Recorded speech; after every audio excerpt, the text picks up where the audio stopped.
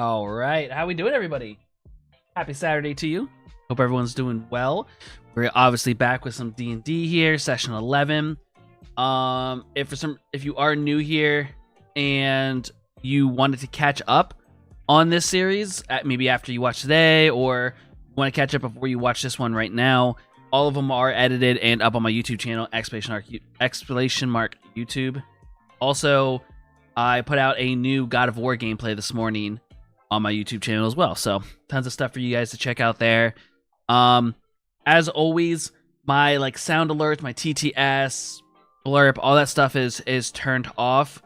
And I apologize if I'm delayed talking or reacting to chat. I want to give all my attention to the group and to the DM. I mean, he put a lot of work into letting us play and have this campaign. So I don't want to keep being distracted and looking away and talking to chat when I should be giving him my attention, right?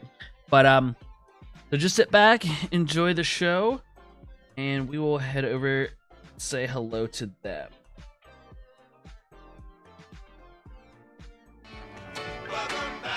But first, thank you, champ.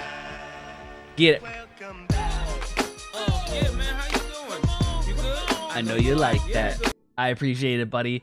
It's 27 months. Damn, dude. Thank you so much. Appreciate you, champ. All right, now we'll get over there and say hi to everybody. All right. Hi, everybody. Hello. Let's start playing. Yeah. Yeah. Let's play. All right. We find our party in the family home of Marcel, of the Marcel family home, the owner and operators of Marcel Mercantile.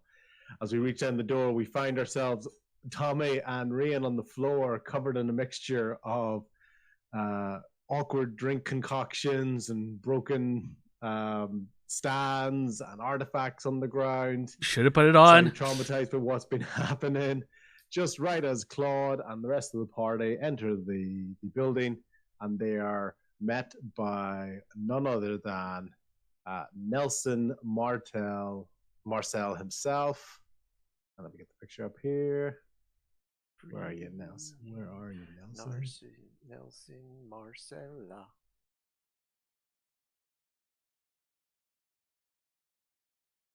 Oh yeah, stream. Time to watch it. There's the man, myth, legend. That's your papa. You are like Papa. Papa. Papa. Followed closely behind by Claude's younger brother, Ricard. Not Regard, not Ricard, just Ricard himself. And at the moment goes, and we ended our last session with just the word, "Son, is that you?" With this, while Ricard, as you can see in the photo, is shorter than his dad is also not particularly tall either. You're probably looking about maybe 5'9", 5'10" of a man. Very, very good posture, quite rigid looking. Still moves quite spry for his physical features. Would sort of be the only way of conveying his age, because the way he moves, the way he carries himself gives a presence, a confidence, and yet when he looks down at Claude, it's a definite warmth. There isn't, he looks across, he sees the mini chaos on the floor of Rian and Tommy and the broken glass and the drinks all about the place, but he only really has eyes for coming down the stairs to see Claude, and he just walks towards his son, arms open, just looking to give a hug at that moment, straight up, and there's no hesitation to give a hug from Nelson's side. Is there any hesitation to give a hug from Claude's side? Absolutely not. He's my dad. Big hug, just fair hug. Just great to have you back. Claude almost lifting his father a little bit off the ground. Claude's physically the larger of the Marcels here, and he just says, what brings you what brings you to Daggerford? Did you hear the news? Did you hear the news that I'm now Warden of Trade? And he's all very, very proud of himself. Probably the closest thing comes to a giddiness about him when he says this. I always knew it would happen. I'm very happy. Congratulations. You had everything. more confidence than me, son. You know the politics that run right through this town. There was never it a is. doubt. It's just that it's that opportunity we've been waiting for to try to change things from the inside. I know business has always gone well. It's just that bit of recognition we've been looking for. Obviously, I wish your mother here was here to see that, but I just can't wait. I think it's a real opportunity for all of us. And at some point today, I wouldn't mind having a conversation with you, Claude, just about your future plans. Just to see if you've had an opportunity you've enjoyed the world and reconsider where you've come and how you've got here. But we'll save that for later on. Introduce me to your friends. He looks over and just there's still joy in his smile and his demeanor. There's no shock or disgust or anger when he looks across. He's just you really get this feeling of if they're Claude's friends, they're my friends. So he gestures. Claude starts with Tommy and Rianne because obviously they're the ones making the mess. Tommy gets up and brushes himself off and composes himself. Yeah, Tommy, sir, great. It's great to meet you. Walk straight up. Gonna get your hand, give it a good shake, just proper, forearm to forearm shake. Tommy gives it a good heart shake, and you have quite an awesome son right there.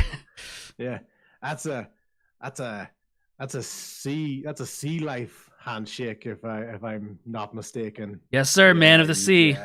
Yes, of course you are.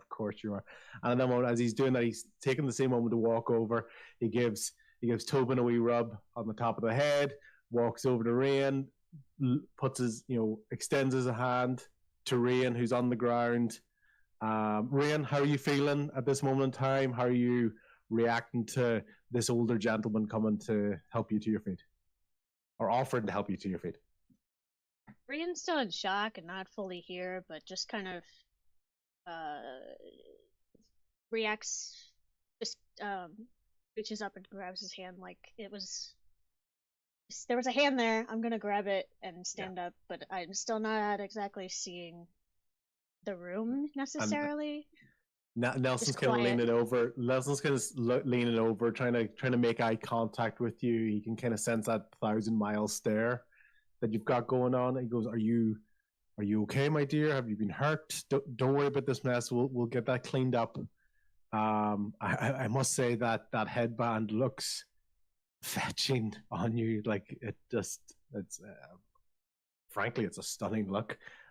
He looks over towards Claude. If I was a man of a younger age, but don't let me embarrass you, son. But are you okay, dear? Are you okay? Is there anything we can get you?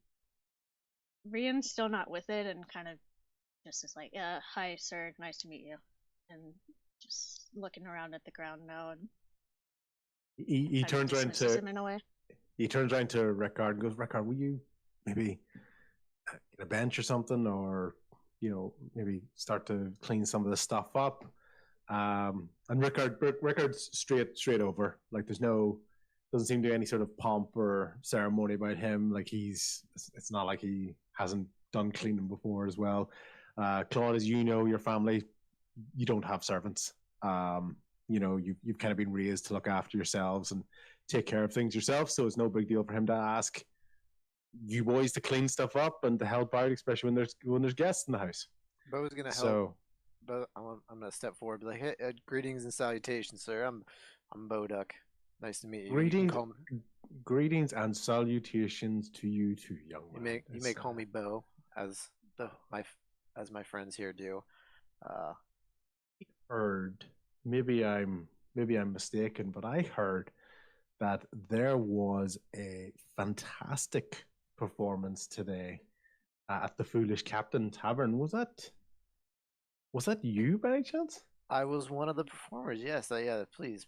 Yeah, it was quite the scene actually. Were you the victorious I was competitor?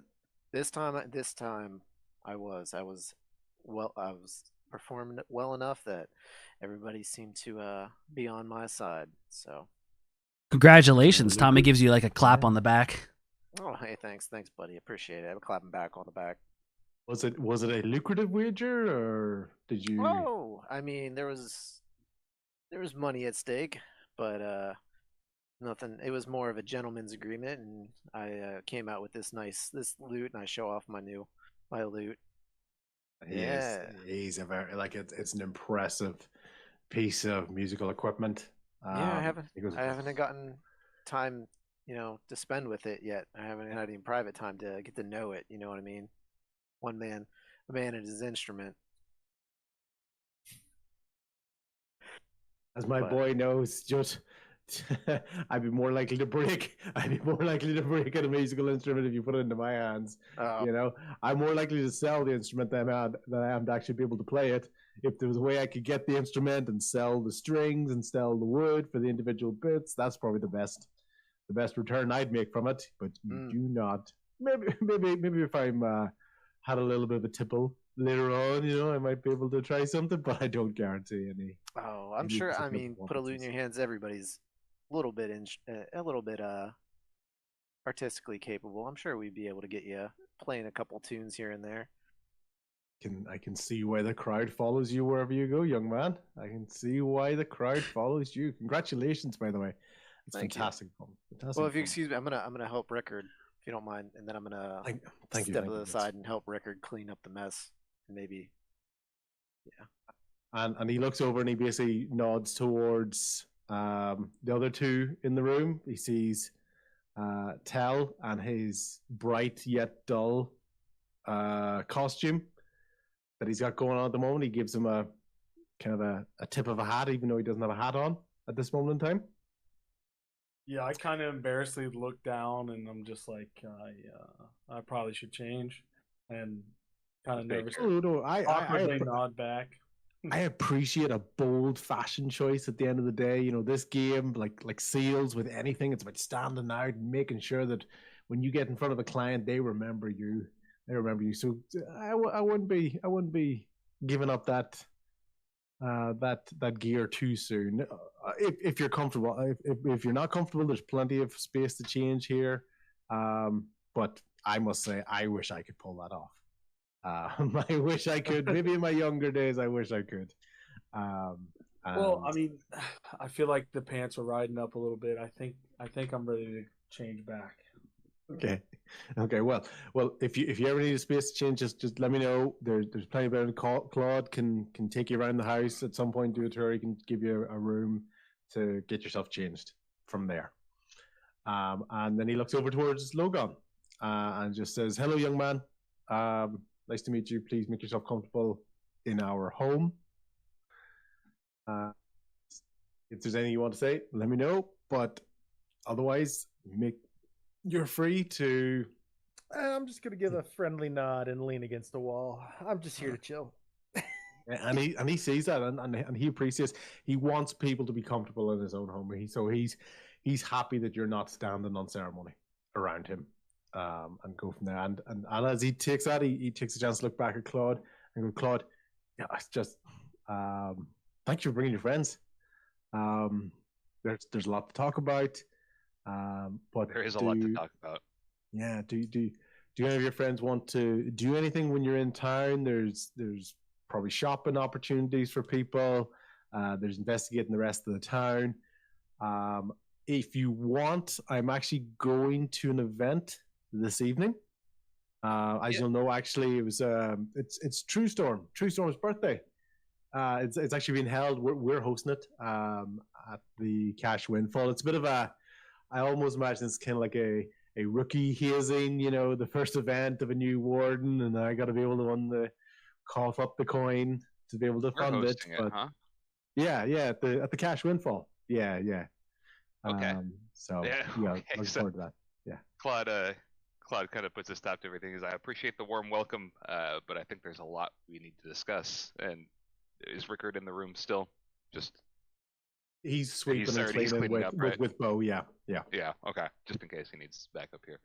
Rian's gonna break in and interrupt and just take that headpiece off Yep. and ask, did you get this? Where did you get this?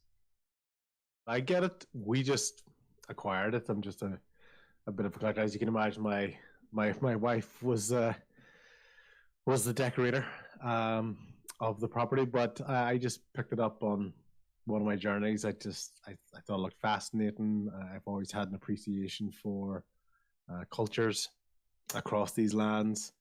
Unfortunately, since the new job position, haven't been able to get out and about on the seas. He looks over towards Tommy because you understand that freedom out there. But yeah, so just a piece. Just thought it looked nice. Did you get it from a trader or from a dragonborn? Trader. Is it Dragonborn? Yes. Is that it is Dragonborn. I had a suspicion, but the trader is from quite a while ago. Claude, do you remember? No, I know. I think we got it after you were away. So I could try to find out for you if that would help. Can I have this? Oh, coming and taking things off the wall, huh? Yeah, it looks towards Claude. Goes, yes, I can see it has a sentimental connection to you. Like I said, it's just a piece for me, but it seems like it means more to you. Claude pulls out his coin pouch. He's like, "How much? Trade for this? Purchase." We this. have the value of your company, son. Your coin is nothing to me. There's no way for a merchant to speak. We'll get a wager later on something. We'll come up with a reason for a little bit of back and forth coin. Don't you worry about that. You know, I'll get that coin off you at some stage. He's patting his son on the back. I'll get that coin off you. But no, not for your friends. It seems like it has a bit of a symbolic gesture for her. He's kind of saying this towards Claude, not really making it that quiet, but it just seems like, I'm just kind of let her have it if that's. Tommy's standing. Looks at the mess and kind of nods. It must mean something. Tommy's standing Rian behind. strokes it lovingly and puts it back on her head and just whispers a "thank you, sir." Bo stands in the corner feeling kind of uncomfortable. You don't have a reason to be uncomfortable. Tommy's uncomfortable. Tommy's like behind Nelson, eyes like no. Just glad Tommy didn't vomit on anything this time. The drinks came out of the cup. Tommy is very uncomfortable with her having that. I imagine there are some stories to be told on your travels. And he's looking at each of you. Goes, no, don't try to sugarcoat any of these stories about my Claude. I want to know everything that actually happened, not just his version of things. I promised, Father, we will get to the stories, but first we need to talk about this party. And he nods to Rickard, and I ask him, "Did you hear about the murder at the bakery, the Flower and Bloom?" Heard something had happened. It was a murder. Like There was. wasn't Raynar, was it? Is Raynar okay? Raynar Embers? Do you remember? Was that the baker's name? I That's the didn't write that victim. one Yeah, down. that's the victim. Yeah. I was like, if the investigation's ongoing, but I'm pretty sure he was the victim. Yes, sir. He's fairly certain Raynor's dead. And there's no more cake. Rian made sure of that, but here's the thing. And he starts pulling the evidence out of his pockets to kind of sit on the table. I don't remember who. I had the coin pouch, the platinum, and I think I had the blank coin. I think. No, you have the coin pouch, but somebody has the coins that were in said pouch. Tommy has no idea what's happened here. The S at the end of that sentence, that's too much. That's not coins. There's a coin. Yeah. Oh The yeah, pouch is a coin Yeah. later. coin ladder. Okay. Yeah. I think So there's Bo had the severed finger. Do I? That's what I I don't know wrote. who had the fingers. Because there's multiple fingers. Wasn't it a box of fingers, or did we just No. turn think- that over I think to we- evidence? I had a finger at one point, but I put it in the box. I mean, I had at least 5. The mystery of the finger. Who had the finger? Who had the finger? There wasn't as many as 5. There was 5 slots in the Oh, no, box. I was just joking about like. Oh, sorry. Yeah. I have Okay. 5 Cool. Yeah. fingers. Yeah. Okay. Yeah. Cool. At least 5. Um, No, but I don't know who. I'm gonna check, but I don't think I have it's that. it's okay from a game perspective. I don't mind who has it. But you are showing it to Nelson. Yeah, so you're I lay basically it all showing the down. evidence, yeah. The brooch as well. Be like, Yeah. just explain. Baker was murdered. These were in his shop, hidden compartments. The cake was poisoned, or cursed or something. Rian was affected by it, Oh, The birthday cake. Oh, my dear. and It I've was a been lie. finding. Not a I've been- truthful cake, indeed. Yeah. Claude lowers his voice. He like just out of caution. I've been finding 7 suns symbolism all the way from the disaster in Daggerford to here, or not Daggerford, sorry, Shellberg. Yeah. Shelburne, all the way to here. And Like- I'm finding it hard to believe that this is a coincidence. Like unscrupulous business dealings, 7 sons, or Theft, forgery, coin forgery. I don't know how far this goes, right. but my point is, I believe somebody was trying to set up an assassination attempt on my notes. There's so many notes. Yeah. That's okay. Just you think Or it true was storm. targeted at a true storm. Yes. Yeah. And I think we need to stop this, because if the cake falls through, whoever is trying to set this up isn't going to give up with the cake. That sounds silly to say. Well, but- No, I was kind of hoping for a slightly lighter tone story, son. If I was totally honest, are you okay? Like, has anyone hurt you? Like, do I need to get our forces together? Is somebody after you? Not that I know of. I don't know. Somebody might be onto us. Boduk and I suspect. God, there's so much going on. Yeah, sir. I'm trying to think of how to say this without sounding completely insane. There is a lockdown at the port, and there are people being held on a ship. Do you know about this? Well, the lockdown makes sense after Shellberg. Yeah. You know, like we really hope it's a temporary measure. You know, we're getting conflicting reports about what happened in Shellberg, but we do know that it's pretty much been wiped off the face of the earth. I can't even imagine those poor people there. But we're just getting conflicting reports. We haven't actually had any eyewitness accounts of anything that happened. So Can you there's tell us? that. What could you tell us about the ship, the Howling Boar? Have you heard of this? You ever heard of that? Yeah, but more like A what?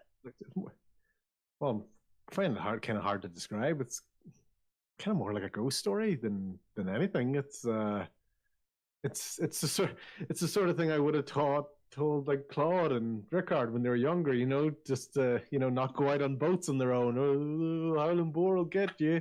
You know, it's like. All right, I gotta do an um, insight check on this. Yeah, Fuck me, 2. yeah. It's a children's story. It pulls out the scrap of cloth with the boar on it, and it says, "Does it belong to a house that I'm not familiar with?" I think that looks more like a ship emblem it's got that sort of design to it. It's more like, when you name a boat and you have some emblems, like the masthead sort of shape is often dedicated to things like that. So, yeah, This was at the dock, and the guard very distinctly used the name, the Howling Boar. Okay. You saw that. We're gonna have to look. You saw that at the dock, We found it at the dock. Yeah. Yeah. and he said the Howling Boar. Said the Howling Boar. Why would you know about it, Tommy? What was he by himself, or who did you Well, speak to? We saw a man taken by the guard, a prisoner that supposedly had escaped. I followed them because Boduk came with me, Logan was there. We followed because there's no prison, there's no holding cells at that dock as far as we were aware. By the time we made it to the warehouse and made our way inside, the guards and the prisoner were nowhere to be seen. The only way they could have gone is through water. And the guard who was on duty. There was a prison break earlier on, and I know sometimes, while investigations are being conducted, they do create temporary measures. Was Out in the water? well, I would have thought about more of the warehouse itself, but obviously I wasn't there, so I know that's not an uncommon practice to use temporary holding facilities, but they weren't there. Like, you definitely didn't lose track of them along the way, or We followed them to the warehouse. We went into the warehouse, and from there, the only way out was by boats. Yep.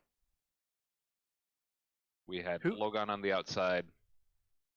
We would have spotted something if they left another way. Yeah, But you, the guard- you being the warden of trade, I don't think you would have anything to do with the authorities and holding cells and. oh no, keeping- you're more likely looking at the warden of scales, so Yeah. sort of justice. That's Delilah Brunswick. That's probably more likely to be her, He's a sort of Delilah. Delilah Brunswick. Question for the DM: with how Daggerfort is set up, is it close to a bay or close to an ocean, or? So I will get a picture for you. Wasn't it a big old river that ran by it? Yeah, it's like pretty much surrounding it. Let me get some images for you, just as a Peninsula Lake. reminder.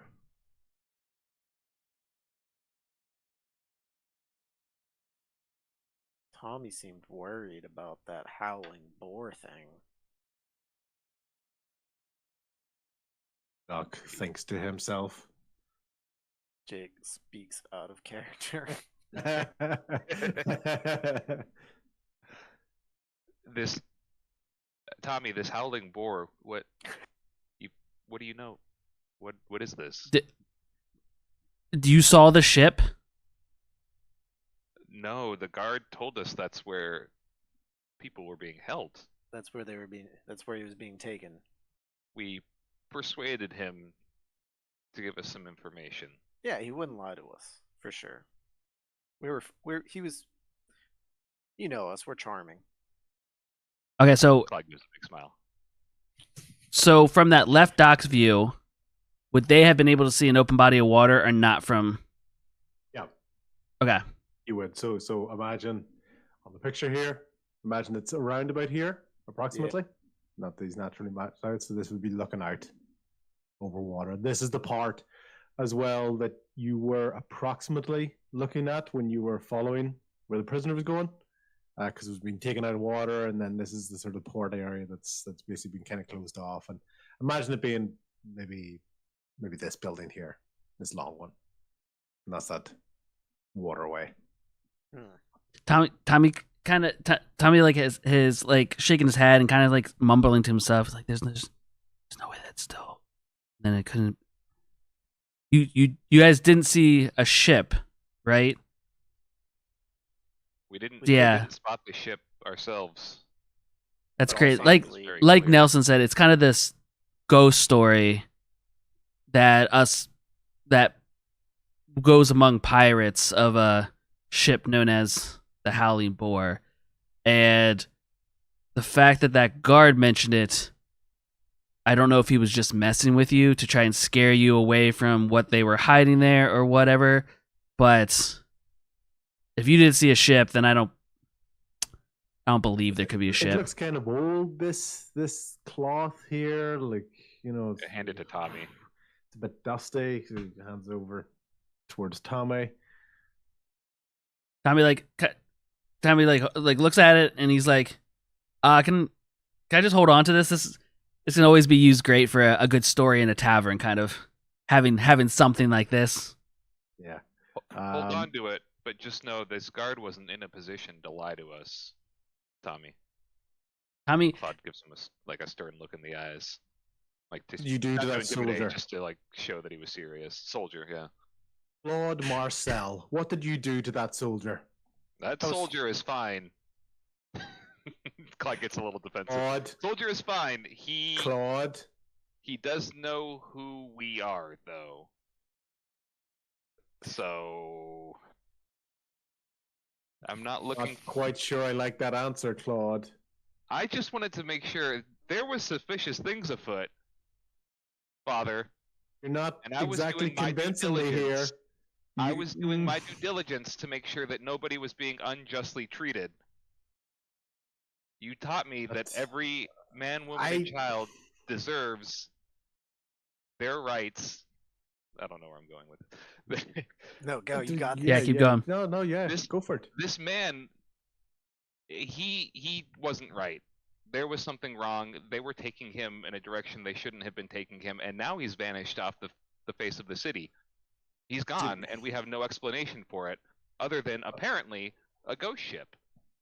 And sir, I believe it was you that ordered the ban of anybody in the waters, and we were very certain that they had entered the waters via boat. Well, first of all, thank you for bringing that to my attention. If someone's actually been in the water, we have to investigate that. We can't risk something like that happening to Shellberg. Claude, I'm going to speak to you later on. I have to say, I don't want another fight about this, but this Temple of the Helm stuff that you got yourself involved in, you and I. No, this is a lovely visit. Let's keep this going. We will talk about this later. But please, turns back to the rest of your friends. Please make yourselves comfortable. So Bodok, apologies if my son has led you astray with... Sir, let me step in and kind of diffuse that a little bit. It was actually, I was the person that kind of took steps towards convincing charming the guard using a little bit of spell work. We really felt that things were amiss, and after coming from the investigation, it all seemed very suspicious, and just it seems like there's a lot more going on here and we don't know who all is involved and who we can trust. And if there's anybody that I've learned to trust, it's Claude and I believe his family, the Marcells. Okay. We needed answers, and if there's corruption within the city guard, we have Claude, I will talk to you later on. Excuse me. Bodok, Mr. Bodok, I appreciate your candor at this time. Please make yourself comfortable. Thank you for putting in the effort to clean up my home. And this isn't the first mess I've helped clean up from Tommy. I'm sure that's. I didn't make this mess. Oh yes, I mean you know how these scallywags are. They can be a little bit rough around the edges. Rough around the edges, but always lovable. Tommy, you probably get the feeling that the Nelson from your first introduction would have been laughing along with you guys, but he's going to get a bit of a bit of a grimace, is like kind of a smiling, but not with his eyes. It's like, okay. Tommy does that like trailing off laugh, like ha ha ha. Yeah. Okay. Would you please look after your friend? She seems in a little bit of a state. I'm Absolutely. I'm going to take a moment to speak to my son for a second over here. Basically, kind of takes Claude, and he's basically, the hand is behind the middle of your back, and he's pushing you towards the bottom of the stairs, away from everybody. So before these two have a chat, is there anything that the rest of the party want to do when they're standing over there? I'd like to approach Rian and like maybe do a medicine check, see if I can figure out what's going on with her. Rian, you're right. Like, what? How you feeling? You've been kind of off since the cake. Rian's still a little glazed over in the eyes and looking almost through another world, and says he really shouldn't yell at his son that way. That just leaves room for a lot of regrets. Yeah, I mean, I don't see. I don't know. I myself is not. I'm not a father. I don't know. But that's definitely not how I was treated as a child. Are there like benches, couches, or anything in this like room that we're currently sitting there?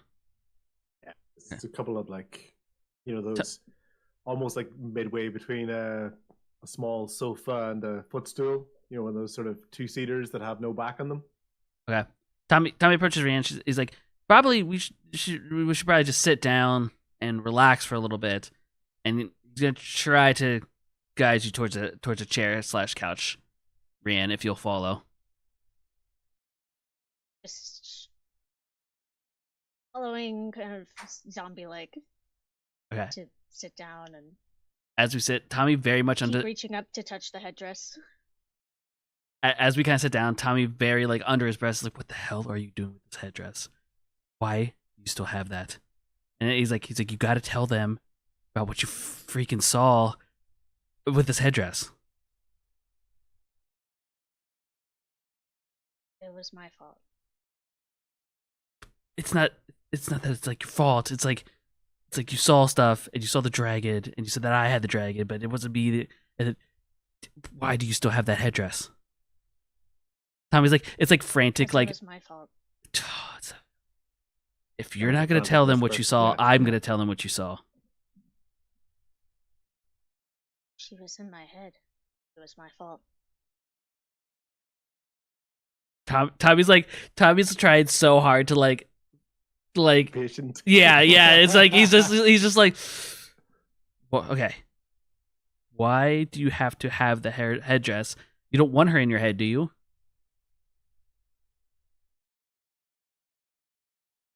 I can maybe see them again. See who? My family. You saw your family when you had the headdress on too?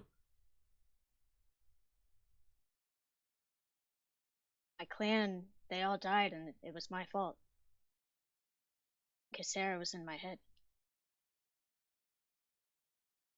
Tommy's torn now. Let's see.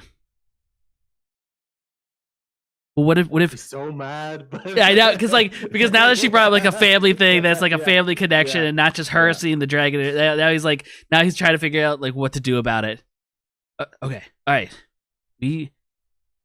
What if the dragon is somehow using you with that headband thing and can like see through your eyes? And like Tommy's now like in this weird thing of like what if she's looking through you? At this point, Rian kind of gets a little annoyed and snaps back into the present a little bit and whips to look at Tommy and it's like, just leave it alone. We have to take down Cassera, and if this is my connection to her, I'm going to fix this. It was my fault. And then she looks back forward again and kind of spaces out. This is a terrible idea, and Tommy just gets up and like walks away across the room. Tommy, what you realize probably for the first time, probably in a couple of days, there are no tiny tippy taps of paws behind you as you walk away. Okay. I think Tommy's in his own head, so he doesn't even pay attention. Almost because it became common for him to be there, or for Tobin to be there, that I don't think he even takes notice to it. He just walks. Yeah. He basically goes to the whatever the opposite corner of where she currently is. He goes to that opposite corner and kind of posts up, and it's just eye contact, like staring at her, just waiting for her to do like go completely blank again.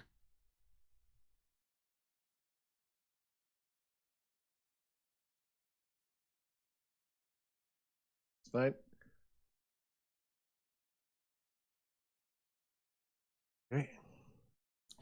At the All right, Marcel home. Yep. Okay. Bo,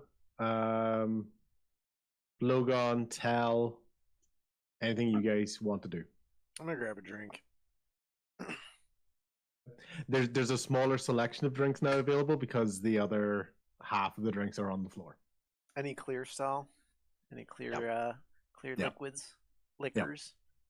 Alright, I'm gonna pour me something of that, and I'm gonna use a little bit of mints, a little bit of herbs that I found, and make a little mixed drink of my own.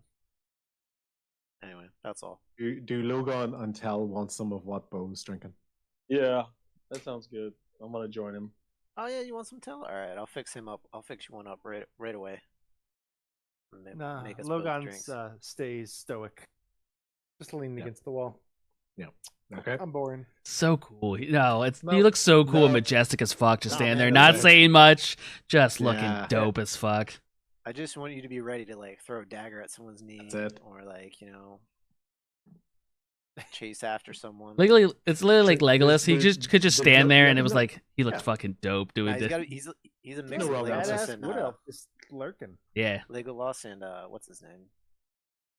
Aragorn. He's like a mixture Yeah. of the two. The Strider, yeah, That's absolutely. exactly what I'm Yeah. going for. Yeah. picture in my head. Nice. Then you're nailing Pick it. up on it. Yeah, then you exactly. That's absolutely nailed it. We go back over to Claude and Nelson, basically at the bottom of the far stairs. And Nelson just looks looks up slightly to Claude, and just goes, "I'm gonna need a little bit more information here." We started in Shellburg. We stopped a robbery In Shellburg. in Shellburg. Moments before the attack, there was a theft. There was a robbery. We caught a thug, Seven Sons merchant tattoo. Before you even finish that sentence, he gives you a massive hug because he knows how close you are to potential disaster. And you can just see his demeanor just drops again. A lot of the attitude and that sort of pent up thing is just sort of kind of sapped away. But he's a bit closer to what he was, maybe a little bit less performative than he was when he was in front of everybody else coming down. He's just talking with his son again, but a lot of that sort of attitude has drifted away. He goes, "Okay, I'm sorry. I'm just glad you're okay." Yeah, Claude goes from frustrated to a little like melancholy. He's just Okay. they've been through a lot, and he's trying to put the pieces together. And he goes, I'm worried for our family. That we escaped Shellburg fine. We found that thug again in Flattery, and he says, "You remember Flattery? Yeah. Gone. The people are gone, replaced by mimics and doppelgangers. We found the thug there again." Even more suspicious, we found an illegal coin mint. I'm trying to think of how to say that. Coin mint. Yeah. That just explains. All right, I'll let you say your part, but then I can feed in my part. But okay. One step further, we found more clues. We get here. The murdered baker. And he pulls out the blank coin. He goes, "The only place you find blank coins is in the market, or is in the black market. Like, these are forgeries. Somebody's creating these. And we've seen too much Seven Sons connections for it to be a coincidence. At the same time, a baker is murdered and a sabotage cake. Somebody is trying to set us up, and I don't know what to do. Yeah, and so you think it's directed at us, but the cake was for True Storm. I didn't know who was being set up until you told me that we were hosting this event, that our family was responsible for this event. I don't know what else to think, except that we're a target. Somebody else is a target. Sir True Storm is a target, but we're meant to take the backlash. And this is beyond family rivalries. I know we've been at odds with the Seven Sons for a long time, but this is a new level. This isn't just sabotage. It's business. It's not personal. A man is dead for no reason. We found body parts. We found forged coins, and people are dying. There is no doubt in my mind that if that cake had made it to the party, multiple people would be dead. Rianne came out. She is lucky to be alive after what we discovered. I haven't known her a long time, but I can't forgive what we found in that bakery. I don't know where to go from here. The shock that's on your dad's face briefly changes into a real look of pride, because he's looking at you going, that's the Claude I know. And then Claude gets somber as he remembers his vision. Yeah. And says, we met a god. He's like, the dragon that destroyed Shellberg has siblings. And with that god, we saw a vision. And I don't know, I can't interpret everything from it, but I do know that the Seven Sons were connected in an insidious way.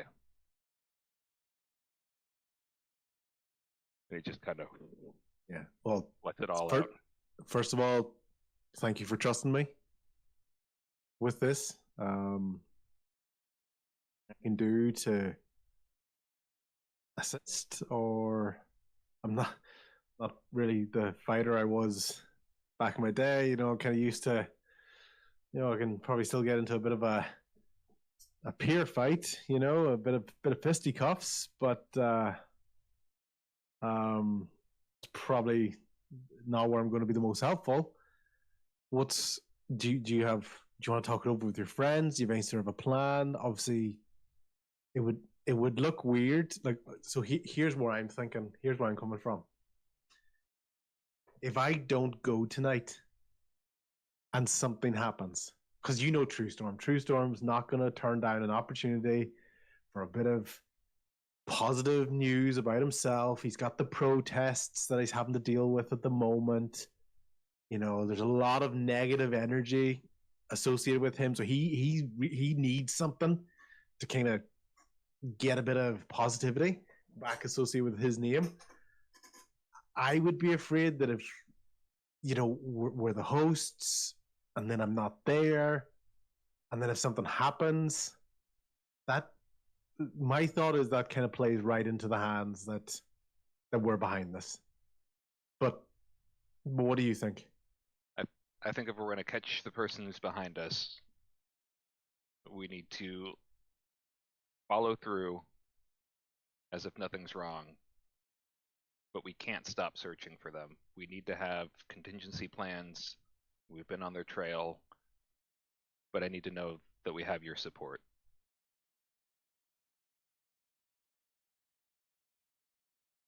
Do you really need to ask? Like, have things got to a point between us where you actually feel like that's a real question? Because of course I'm there. Of course I'm there for you. We've been away from home for a long time, and I just want to make sure everybody makes it through okay. Whatever this is. How's Ricard? Kind of taking the news. He was there for the murder. I think he's a little confused. But I think we can count on him. Do you think he's at risk? I think any of us are at risk being, if our house is the target, then any one of us is at equal risk. So, okay. Well, thank you for telling me. Thank you for trusting me with this information. I will do whatever I can. I know I'm relatively new. Relatively new warden in this. If there's any resources that the rest of the cloak of Daggerford can provide, we'll get there. We'll take care of what we need to do with regards to Shellberg and dragons and water and all that sort of stuff. My priority now is to make sure that you and Rickard are going to be okay. I'm sorry that you coming here has walked you right into the middle of this. I wish you could have been here for brighter circumstances. I thought it was going to be. It was okay. We're gonna get through this, and it's gonna be better on the other side. But for now, I think we need to ensure the safety of everybody at this party without letting our enemies know what we know. The guard that we talked to at the dock already knows too much, so they're going to be on guard. But I think we need to get our crew together and figure out how we get to the bottom of this. Okay. And at that moment, just Nelson just puts his arm on your shoulder, just and brings you in just for one more big hug. Because I love you, son. Love you too, Father. Okay, right. So let's put dragons and murders and stuff in the background. We're being terrible hosts at the moment. We're being terrible hosts at the moment. Let's go check on your friends, and we'll reconvene. Okay. Okay. I'm going to go check up on Rickard. Okay. Yeah. I was gonna say, out of character, Nelson must have seen some shit on his travels, because Claude just casually dropped, "We met a god," and he just breezed over it like he said he would put a shirt on this morning. Like, Nelson must have seen some shit, because holy smokes. Yeah, we met a god and saw a vision, and oh, okay. A murder, though. Because I thought that was like a mic drop moment, and then I was like, all right, well, he just took that like it was on the chin. Cool. We meet gods. From that perspective, I think it's a bit more of he saw it was distressing his son. So that was definitely the sort of priority on that. You're good. No, don't worry. I know you're not critiquing. Don't worry. No, I for me, it was like a mic drop, and then things just kept going on. I was like, okay. Like, cool. Okay. Nelson turns and goes, everybody, thank you for coming. You, first of all, it doesn't need to be said, but I'll say it anyway. You are free to roam. Obviously, the rest of the house. Claude can give you a tour if anything. If anyone needs to get cleaned up or tidied or just get some rest in place. We've got a party to go to. So I'm clearly not dressed to my best, so I'm going to retire to my room to get ready for a couple hours and just process everything. I say we maybe reconvene maybe in about 2 hours or so, which gives us about an hour or so to sort of get ready before we have to leave for the actual party. How does that sound for everybody? Sounds good, sir. Wonderful. I'm good with that. So Yeah. before he leaves, can I like walk over to Claude and say, "Hey, can we talk about that wanted sign? Can we get rid of that? I Can don't we think clear I'd my buy it. name? I feel like your dad really loves you, and I feel like you could just throw that away. You just forget all about it." silly At, pass. at this point, Nelson has started to walk up the stairs. If you're going to engage with him at this time, No, I'm just talking to Claude. yeah, I don't. If Claude's going to do it as well, so okay. Hell, Get rid of this wanted sign. Yeah, just Love it. Yeah. It's you old. know I need. It's old. You know I need to ask more. I don't know more. You don't I'm know trying to more. figure You it don't out, know. dude. You don't know why you're wanted. I mean, I can think of a couple reasons, but shoot, I don't know. You don't know? Tell it said Prison Break. It On did? that. Yeah, I believe it's a. I don't wanted think for Claude Prison saw it Break, himself. Also, I believe murder. Here, I have the. I'm pretty sure I still have the. When thinking about this, the sort of the marks and the bruises that have been there for a long time around your wrists, your ankles, and around your neck start to slightly throb a little bit out of sort of recognition that, yeah, you know, of your own history. Of slight flashbacks to really squalor environments. You've been in prisons before, and this one seemed particularly rough, maybe almost a bit haphazard. Certainly wasn't like a clean prison or a very formal penitentiary of any sort. And back starts to feel a bit sore, and your knees start to feel a bit sore just from hard labor that you were doing in those things, especially while chained up. So that's what you're thinking and feeling at the moment. So, and you do know that there's a reason that you're no longer in those chains, and you know that it wasn't somebody else's decision that you were able to get free. It was your decision and your decision alone, and your efforts to become free. Okay. Yep. I kind of get somber, and I'm just like, I had to get out of there. Real quick, out of character. What warden would be responsible for this, like city, like safety or guard, prison, stuff like that? Yeah, so you'd be so Delilah, that's exactly it. So yeah, you'd be thinking the six wardens that Claude knows about. Warden of Faith, Warden of Mineral, which is True Storm. Warden of the Waves, of Coin, which is your father.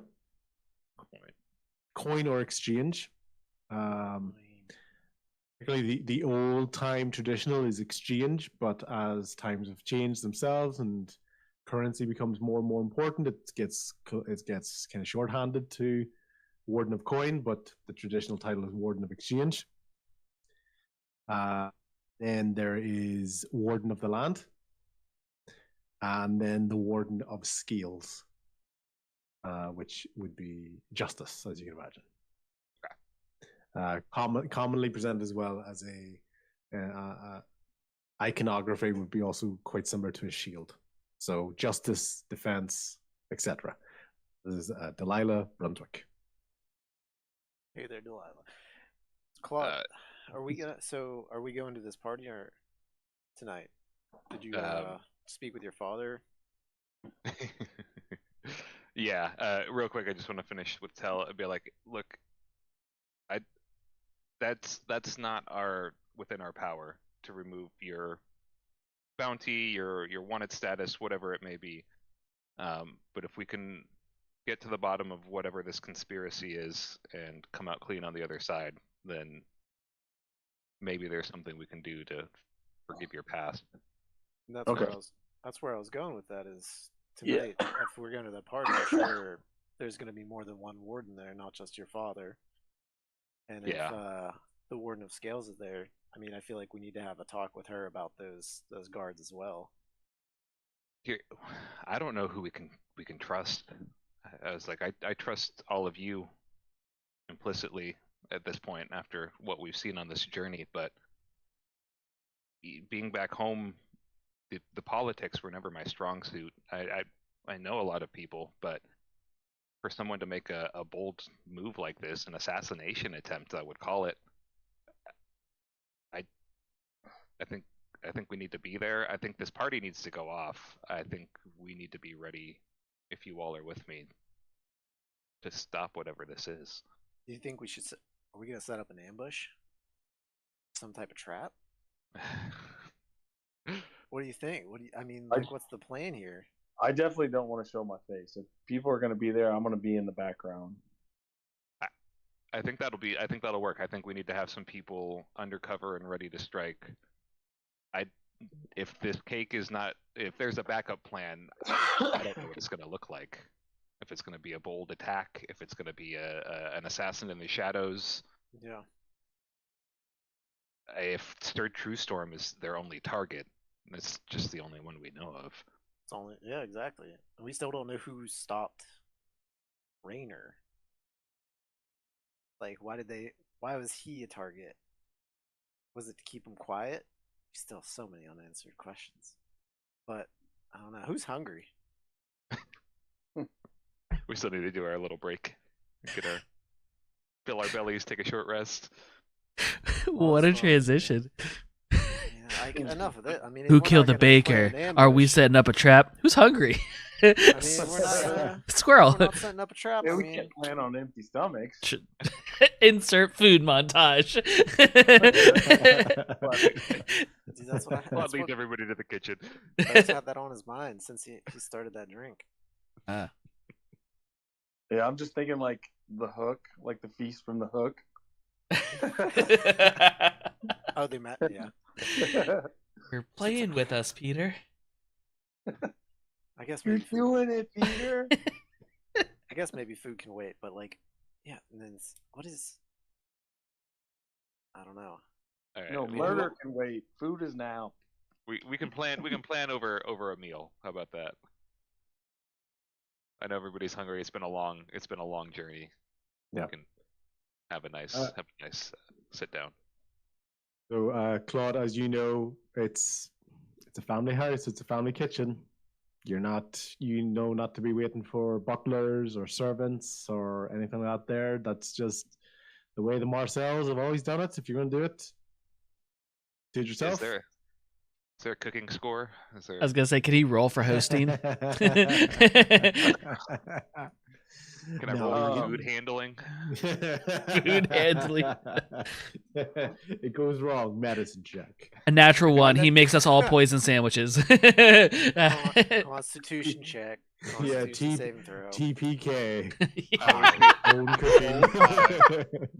We all die in that kitchen that day. Yeah. So my next question is: can we trust Claude? Can we trust your dad with this information? And because he's seen my face already. If I go in and undercover, he's gonna know who I am. Can we trust him enough to tell him the situation? He's one of two people in this city that I know I can trust. Okay, so we can include him on the plan. I think we need him on the plan. I think we need the backing of at least one authoritative family to make any of this make sense. Otherwise, who's going to believe us? Is Rickard in the room, DM? Yep. He's beside you. He's beside you. Yeah, so inside you, but basically, nothing seemed awkward until this moment. Well, you were helping to do the cleaning, and then you spent a lot of time doing the talking, which meant Rickard was the one left to do pretty much most of the cleaning. So, but once again, you got the feeling, Rickard, he's cleaning up. It's not like it's demeaning or anything to him. It's his house. He's looking after it, and so yeah. He's pretty much finishing cleaning up, and he said, if anyone wants to get freshened up, there's a couple of bedrooms up the stairs. Obviously, the one at the furthest end is father's room, and so there's wash facilities, and there's the kitchen if anybody's hungry. Obviously, serve yourself as many drinks as you want. You're our guests here. you can kind of see him like kind of side eye towards Claude, almost kind of like Claude. You can kind of read this as brothers growing up together. There's definitely a look between you. It's like, you okay? Like with eye contact across the room, So he's filling the gap of the silence, talking to everybody else, but he's looking towards you with the real. Well, he's tense again, but Yeah. he goes about the kitchen. He starts pulling out bread and meat and vegetables. Just starts slicing. He's keeping himself busy trying to make food for everybody. Slicing some sandwiches. I'm gonna ask Rickard. So what's the layout of this party gonna be like? What's the where's it at again? It's The cash windfall. Yeah. What's the layout of that kind of place? Open cabaret style theater. So there'll be a theater, lots of round tables at the front, sort of VIP type sections, some smaller tables towards the back. There'll be some light security at the front, just general sort of administrative support, and keep anybody who's not explicitly invited to it. But it's still a public place, So we get the feeling that kind of with all the negative attention that True Storm's been getting with the protests, etc., that he kind of wants a bit of a show. Like he'll want to be kind of seen as a bit of a man of the people. So who's been protesting him? Miners, his workers, they're striking at the moment, and we wouldn't have seen them today because that's that's the belt of Daggerford, but we're in the sheath now, so at that sort of entry point between the sheath and the hilt of Daggerford, that's where, because when we talk about these three areas and there being 6 wardens, there's really kind of 2 sort of wardens per area. And that sort of makes sense. So you've got at the base, you've got waves and land. So that's for the belt. At the middle, it's exchange, it's coin, and it is minerals. And then the hilt is faith and scales. So that's where basically, it allows a presence of a warden to be nearby all the people. None of this high up ivory tower idea. It's a collective city. That's the symbology behind it. So those protests are happening at the junction point between the sheath and the hilt, because that's effectively where the most embarrassment for True Storm would be. And Shield, and Scales, Scales have been trying to manage the situation, but there's been clash points at that as tensions have risen. I don't think it's Scales' fault. They're just trying to keep the peace and keep people safe. But the miners, they've been in, if you believe what they say, pretty terrible conditions and pretty dangerous conditions. Yeah. And accusations of cost cutting, especially in terms of safety measures, has led to a couple of accidents. And so that's kind of the reason of why someone wants to celebrate, the birthday and get some positive news attention out there, and just try to convert sort of the voice of the public, the sort of tone in the public back towards his side. So who do you think's in the wrong there? Do you think the miners? Do you think they're not right to be protesting? I don't know who. No, it's don't say anything to Dad, but there has been an increasing number of accidents in the mines. There's it's I don't necessarily think planned accidents, but I think accidents caused by if other safety measures were afforded, or just pure negligence, huh? Not understaffed. So that's just my reading into it. As you can imagine, it wouldn't be a good sign. It wouldn't be a good visual for me to be interacting with the miners, because that would almost seem like I'm taking sides against another warden. But Are there any other trades that are protesting around the city? No, I'd say dock workers are getting a bit antsy because, of course, but that's exchange. That's kind of our area. You know, we've been able to keep our crew compensated for a while. Yeah. While we've been doing that, so that's been able to kind of head off any tensions. Seems like at a the lot moment. of civil So, unrest going on right now. well, it's disruption to people's lives, you know, and livelihoods, and you know, yeah, you see this house. It's a physically large house, but you know, like the furnishings are nice. You know, they're more sentimental because of mother. Mm-hmm. You know, but I know Dad is very, very proud of his new position, but he took a long time to get there. So it's not like he's been in the position long enough to really see any benefit of that yet. Yeah, it doesn't seem like he's in the know either. Not in the know quite yet. At least in the inner circles of maybe not yet. Yeah, it's, as you can imagine, it's kind of there's clicks within clicks, you know. So are the Seven Sons based here? Do they have their own? No, they don't. They don't really. They kind of have different branches, but there's no real sort of central head office as Marcel Mercantile would have here within Daggerford. Yeah. So. Hey Rick, what do you know about the Howling Boar? Have you? I mean, you heard me ask him. Do you know anything? Or are you gonna give me the same ghost story? Well, it's what it was told to me. You know. Yeah. Wouldn't be surprised. I wouldn't be surprised if someone was inspired by the story to create something. You know, there's nothing ever to say that. You know, is it a ghost story or is someone really like the story and they got a ship and I can name it whatever I want? I don't know.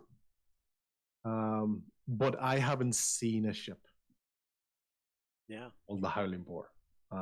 It certainly doesn't seem like your type of ship that just docks at the pier, you know, every other you know, end of week.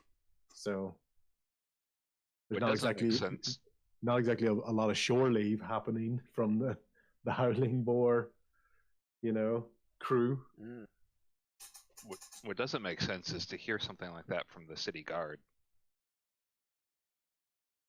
He certainly was city guard. He was wearing the uniform, is all Okay. I can say. Is that accurate out of character? And that's right. That's right. He was. It was a city guard uniform. I mean, he also knew you by name. Claude, he identified the house. Name. So here's a question. You said security of the cash windfall. Is that being provided by the city guard? Is that from the Warden of Scales? Yeah, that would be the Warden of Scales. That's a, especially when the cloak are attending an event. Yeah, you know, there's a delicate balance between you don't want to give them preferential treatment because it's not really that sort of an organization. They're more sort of representatives of it, but still the political fallout of something actually happening. You can imagine. Image is everything. So Claude starts passing sandwiches around the group, get everybody fed. Bodak hands Tommy a drink. Claudius eyes him carefully. There's been a lot of Tommy's drinks tend to end up on the walls and floor. Messy. Yeah. He takes a sip and kind of just sets it down and goes back to the sandwich. But his eye contact is very much on Rianne, just like waiting for her to explode. Just explode. Okay, I'm gonna take a short break. I'll be back 1 second. No problem. Okay. So I wanna ask the group, where do we start? Do we investigate the ship? Do we wait until the party and try and see what happens there?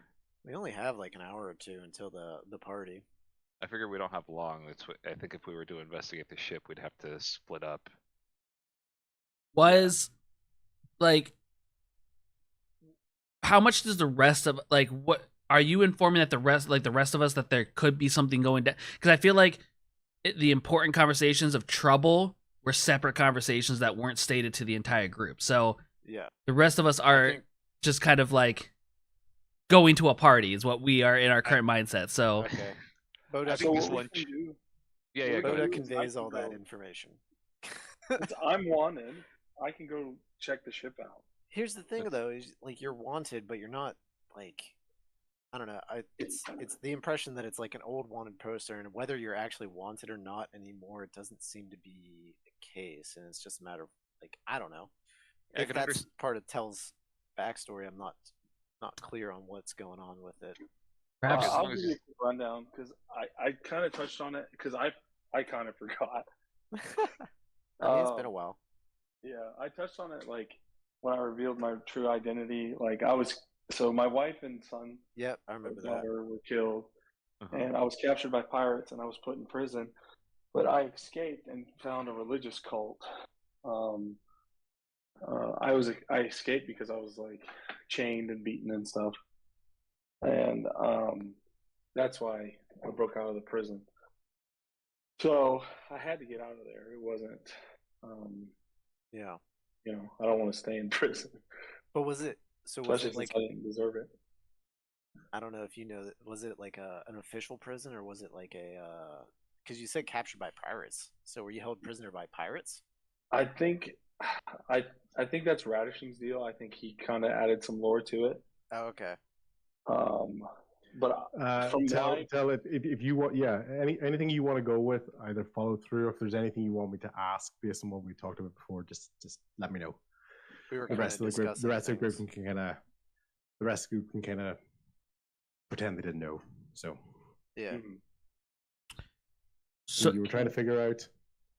What we were gonna do, and like we were also discussing like how wanted Tell actually is anymore because it's. I mean, we came across those posters, and I mean we've gone through town and dealt with guards, and yeah, they've kind of showed interest, but or like a mild recognition, but Rickard and Papa Nelson,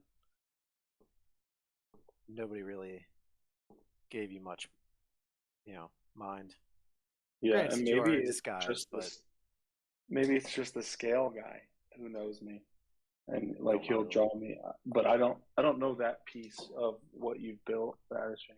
I was gonna say, So we don't know it yet. We gotta find what if it. we ask you gotta find Ricard? it.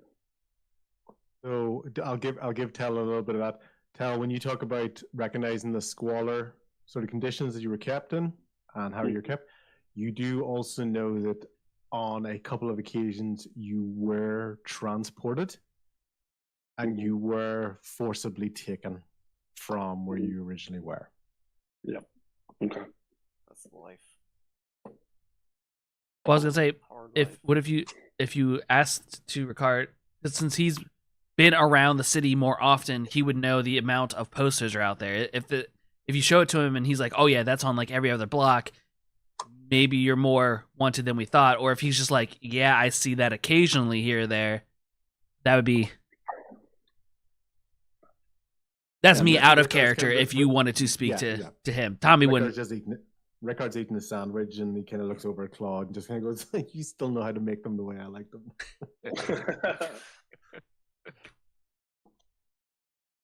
I say it. So I'll address Ricard directly.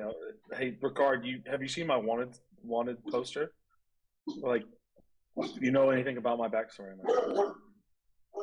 The poster? Does anyone still have a copy of it? I thought someone. Actually, I think do you I have? ripped one off the wall? I found. Yeah, I somebody ripped one does. off of a tree. Yeah. I think that's the one I'm thinking about as well. Bo, do you want to show it to Ricard Yeah. or not? Rickard, do you know anything? Like, what can you tell us about this old? Yeah, poster? Do well, you recognize it? okay. Well, first of all, he reads what the crimes are at the top, and he himself just kind of gives Tell a bit of a look. He's like, oh, right, okay. But as he takes a look at it further, he goes, well, first of all, it's a bit old. I know the sort of style of posters that go up for Wanted, they don't look like this anymore. So this is an old style. So if that gives any sort of an indication of like, I haven't seen a lot of these.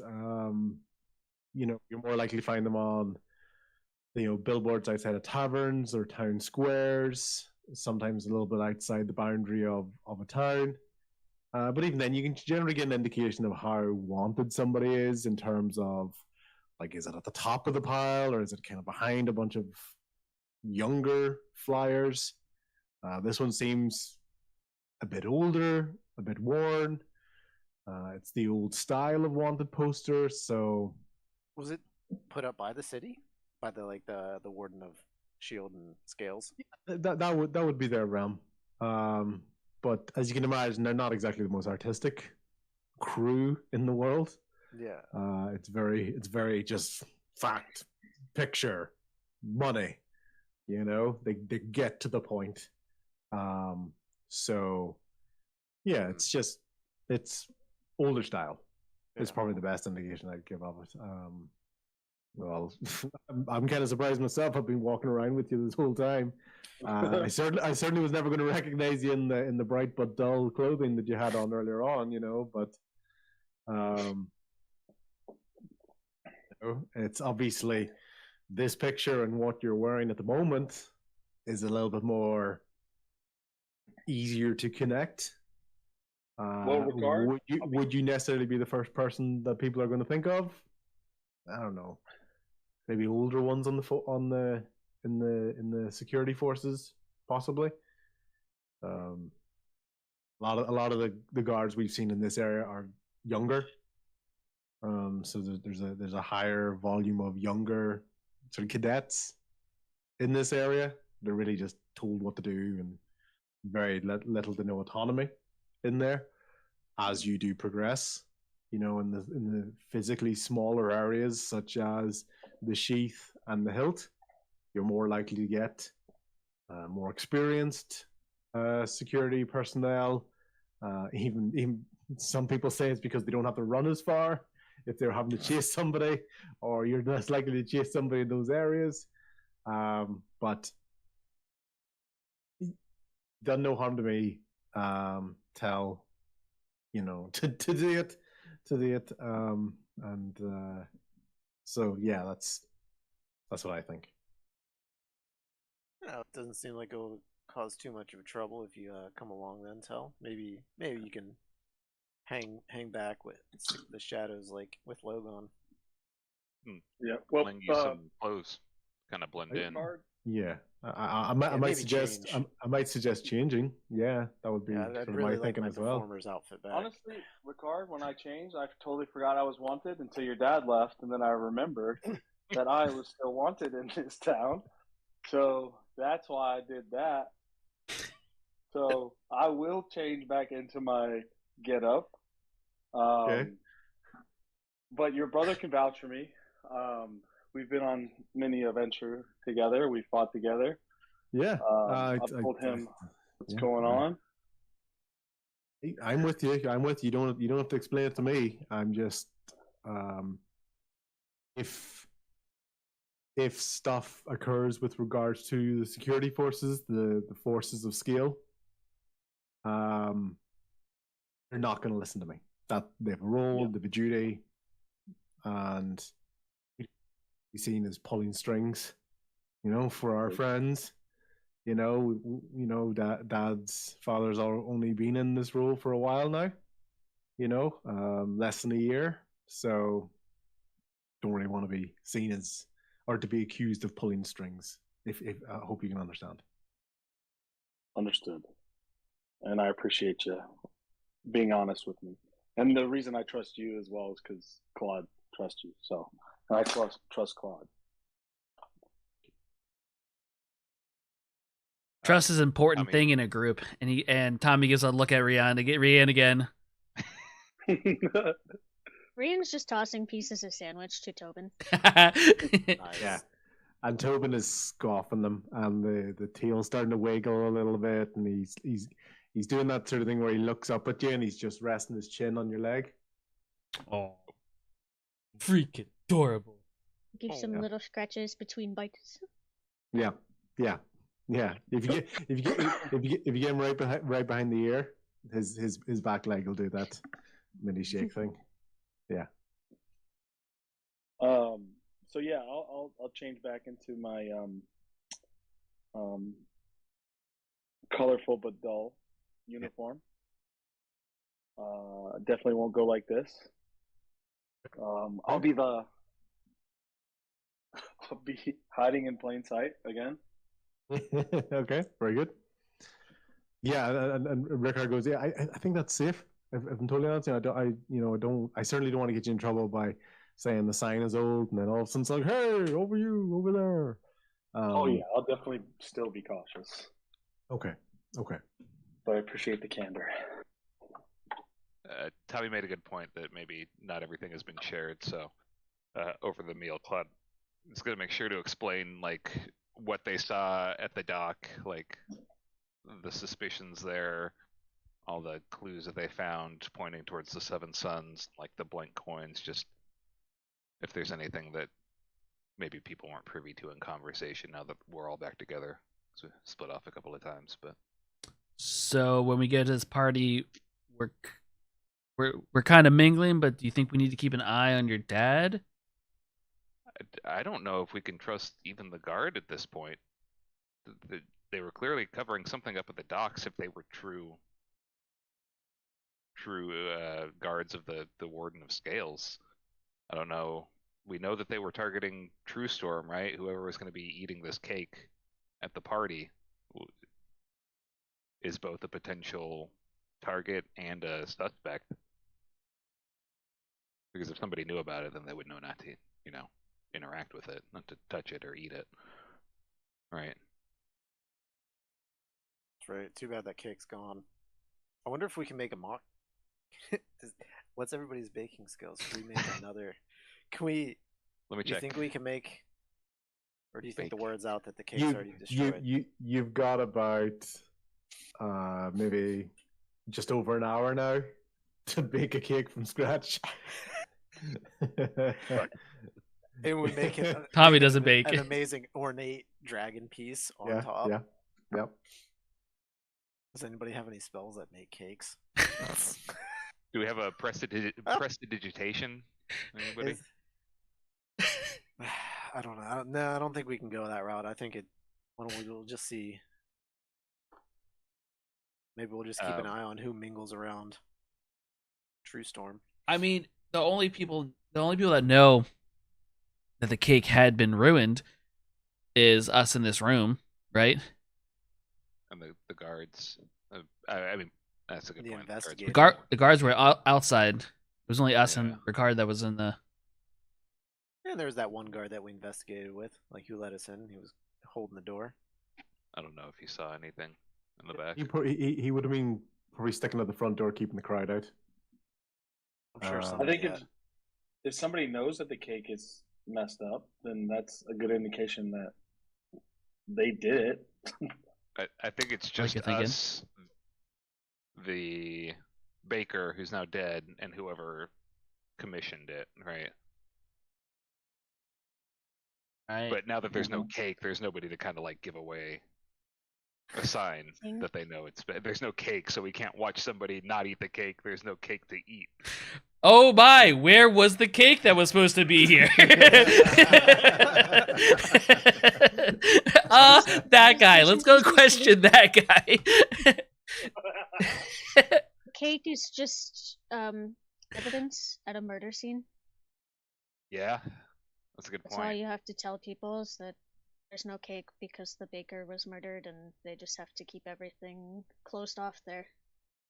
Smart. Very good point. We Smart. still don't have a way to like smoke out the person who might have known about it, unless we have somebody as like an employee undercover or something. Just walk in the party. Did anyone come excited for some cake?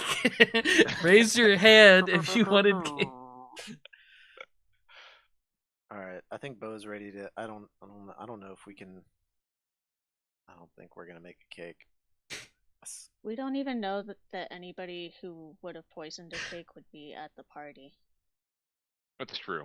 No, they may not be present at all. But you think somebody would be there to make sure the plan went through. I say we go crack some skulls at the party. Oh. The Seems like new a- group I in don't town know. is just gonna crack some skulls. Happy birthday, Mr. Truesdale. Tell us Fucking about the cake. comment. Tell us about the cake. Where is it? Justice. Your cake? We gonna eat it? I thought Just you were serve a lactose slice of intolerant, justice. You son of a bitch. Going back to the spell thing, on this short rest, do we get any? I mean, technically, I know I don't get spells back on a short rest, but is there any sort of restoration that we get? So short rests are where you can use hit dice to regain hit points, and there's very, very few spells that actually get recharged by short rest. They're generally associated with sorcerers. Rian, I think you are a sorcerer, if I'm correct. Yeah. So some of the spells that you have will have in the description. You can recharge after with just a short rest. Because I haven't used any slots since our long rest, so. Yeah, okay. I've been no, too you busy did- nearly dying. You know. You didn't cast any Must be spells nice. during that fight. Oh no, you were bludgeoning everything. Yeah, during the fight with the what are the disruptors or the cats? Big kitties. Well, the Which I had displacers. spell Yeah. slots. Displacers. Yeah. That's it. Yeah. So Stupid is this big gonna be kitties. count as a short rest, there, DM? Yeah. Okay. Yeah. So you're taking the time. You're sitting there. You're sort of unwinding. You got some nice sandwiches. Yeah. How do you use hit dice again? I'm not seeing it in D&D. If So- you hit short rest. Sorry. Good. Oh, there we go. You can Take short select rest. the hit dice like I have 2 out of 3, so you'll select it and you can roll a d8. Ogon, you notice that the cloak is increasingly closer to you than it was before. Nearly latching on. It's close. It's closer to almost looking like a shadow on you.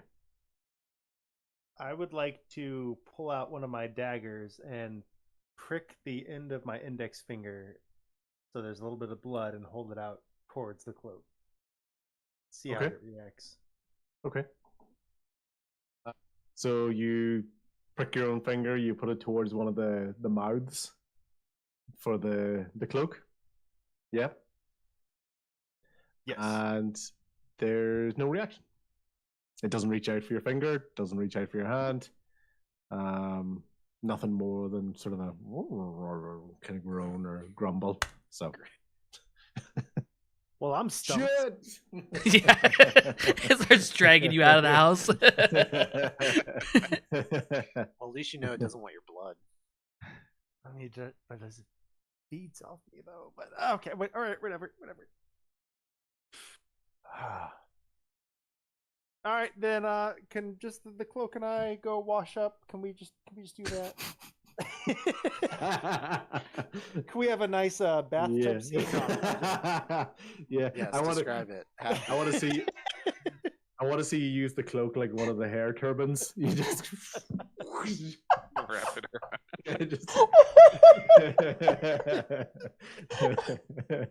That thing has teeth, right? It does. Turducky.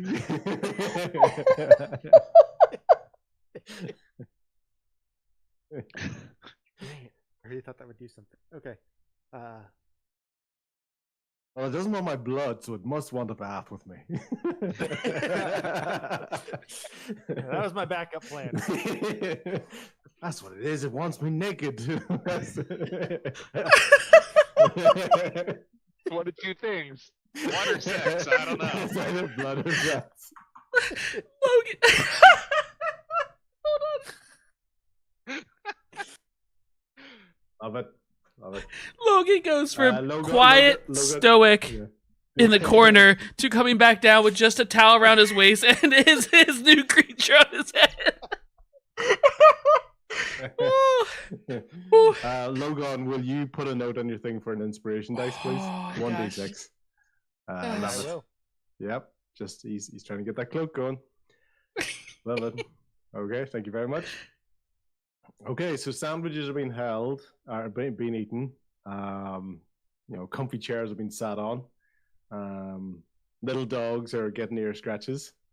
And basically short rests are occurring. So anyone who wants to use hit dice to recover some health, go ahead. Keep track of that number. That number will only return to full after a long rest. So, but it's almost like a bit of a temporary hit point idea. I think we're getting the entry of the fluffy zombie. Do you know The muffin man. You're just off camera. Come on, you can move that shit out of the way. Oh, I'm still in the plate. Still in the yeah. So you've just missed a father-son moment and a confusing interaction with a cloak that is either going to eat his blood or take a bath. Can I ask a question? Of course, you can. Is water still wet? Water's still wet. Water's still We wet. haven't had any investigations this week, but so far water remains wet until otherwise known. Yeah. Okay, so basically, yeah. So we're working away there, and anyone else want to have an idea of what they want to do? At this stage, you kind of hear some rumblings in the other room. You can hear Nelson's getting ready himself, so he's starting to get to that point. Claude, you have an idea of how much effort your father puts into getting ready for these sorts of events. He makes a big deal, bit of a every day is a potential networking opportunity for a merchant. So he's going to come out trying to look his best and get his game face on. So you have an idea of how long he's going to take before he's ready. Tell is beautifully prepared for this evening's festivities. In the insight garments. And yeah, so anybody want to do anything before Nelson comes out and probably starts to get ready for a bit of a debrief before we go to the party? Okay, this is a little bit. Is there an armory here or any weapons room? Is there any special weapons or equipment I can gather from the house? In your house? No. It's a merchant's house. I thought I'd try. You didn't hide it under your bed? There's a full John Wick basement.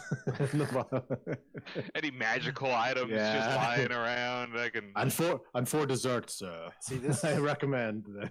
This is where you test him. You'd be like, "Yeah, oh yeah, I forgot. In my closet, I had this giant magical mace that I left." It's worth a shot. It was given to me by my mother. Wasn't it, DM? This is my mother's mace. I don't know. I'm kind of looking to the group as far as if we're going to go to this party and potentially find an assassination attempt waiting for us. Are we going to have anybody go undercover? Do we all want to go dressed in like with house symbols on us? Like I can probably scrounge up clothes, some sort of official looking. I think Bo's gonna try to convey that. Bo's just gonna try to like blend into the crowd and mingle. I was gonna say maybe if we're Bo, you had a brief moment where you kind of look around and wonder if anyone else heard this, because all you hear is a little word that goes jealous. Oh, okay. That's not ominous. What? Huh?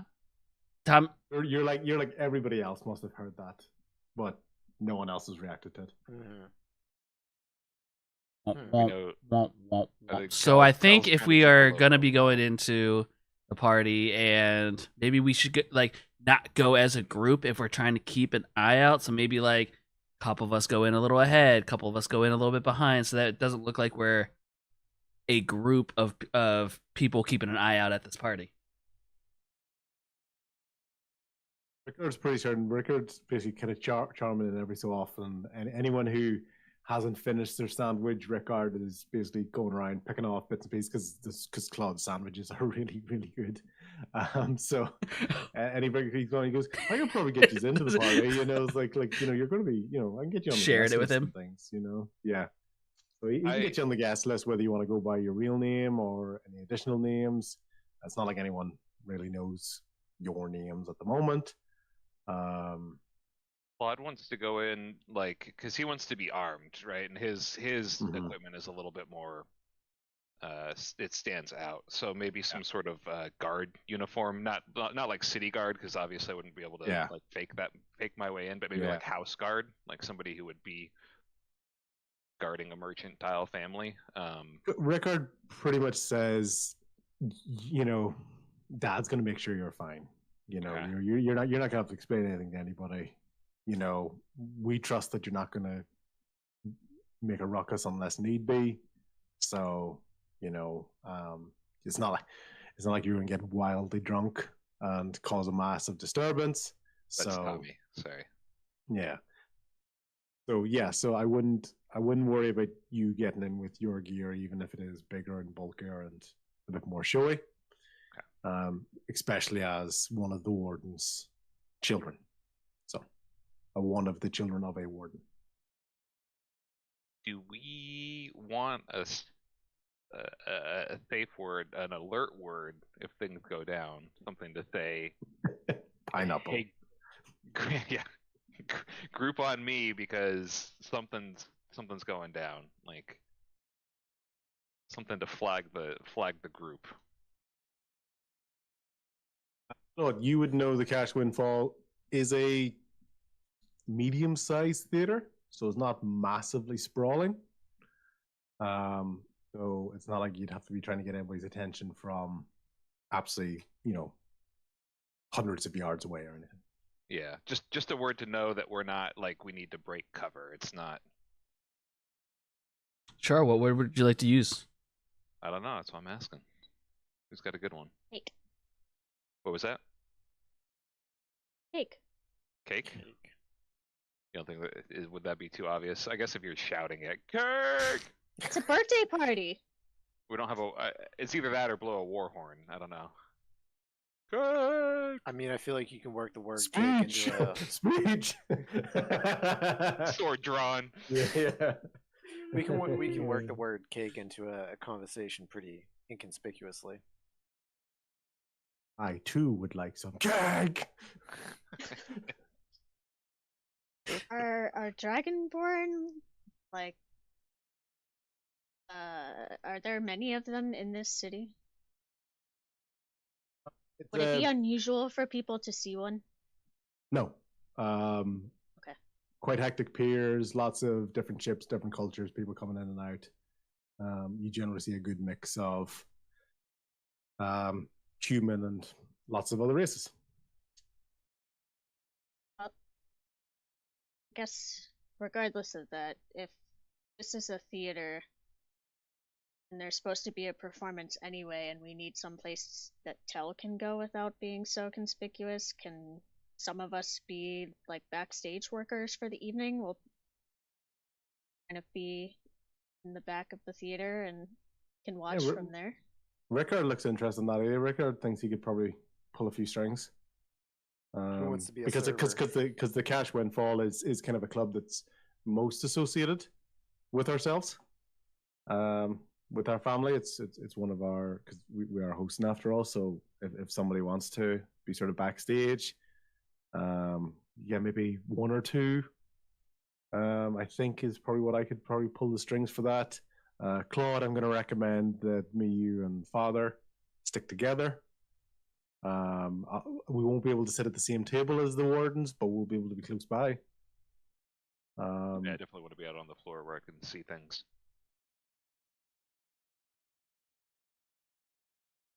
Is there a balcony at all?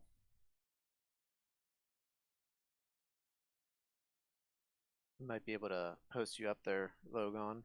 As soon as you said that, I was like, oh, that's where Logan's going. If there is a balcony. If not, we can make a balcony. Are there rafters I can climb into? Our rafters. Yeah. That could be the party goes. So Claude, basically, you're picking up on the idea that obviously you know the club. There's a cash windfall. The key piece that stands out is this large wooden windmill on the stage, up at the top here, and you can see rafters along the side. Huh. Is that a kitchen in the Age. bottom left? Yeah. Red carpet entry. Mm. Some bathrooms. Is Yes. the windmill a set piece, or does it actually rotate? It rotates, but it is a set piece. It's a mimic. It's the theme of the club. This turns into a Jigsaw movie. I want to play a little game. Does it, do we know if it has a function? Does it like activate something like a party mechanism for the club, or the windmill part? yeah, or is it just for for show? You just get you get the feeling that anytime you've seen it or been in there, it's the theme, the cash windfall. You know, it's really just the decorative piece about it. Yeah. So, All right, so that you know of. so it's a 2-story. You said you were talking about balconies, so there's obviously a second floor, right? Yeah, but there's some slightly elevated seats here. This would be 2-story. The windmill, so it's very, very high curtain area, and then these rafter areas would be above that. Mostly ground floor, slightly elevated up here. So Rickard and Claude, you probably get the idea that you're most likely going to be up here in these sort of seated areas. And then, different wardens, and, each of the wardens would have a table, etc. at the front. Who wants to be in behind the scenes? Tommy, you think you want to be out in front, or mingling among the crowd as a worker? I think I'll be among the not as a worker, just as a person among the crowd. I think yeah. Ricker said he could get a couple of people.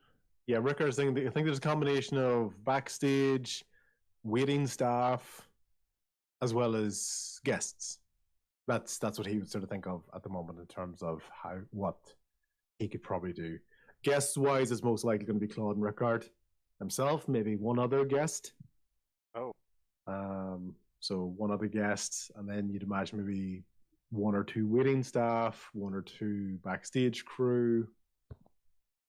Also, Rickard trying to just pitch ideas of what can happen. Oh, okay. But anybody could do anything. He's just pitching out ideas here. So we need to Ocean 11's this. I mean, So- staying true to character, Logan would like to go for the rafters. I think you could get away with that if you were like a back of house person. You could just sneak off whenever you felt like. Right. Yeah. Sounds reasonable to me. So this is more of an exclusive party type thing, like Sounds really like it. just the wardens and their like close family, not so much like a mingling extra crowd of viewers. Yeah, pretty much. You'd imagine sort of kind of inner circle / coattail hangers. Okay. So. But I was going to volunteer to be a wait staff member. That way I can get among the crowd and maybe talk to folk. Top. What about Tell and Rian? Rian, sorry.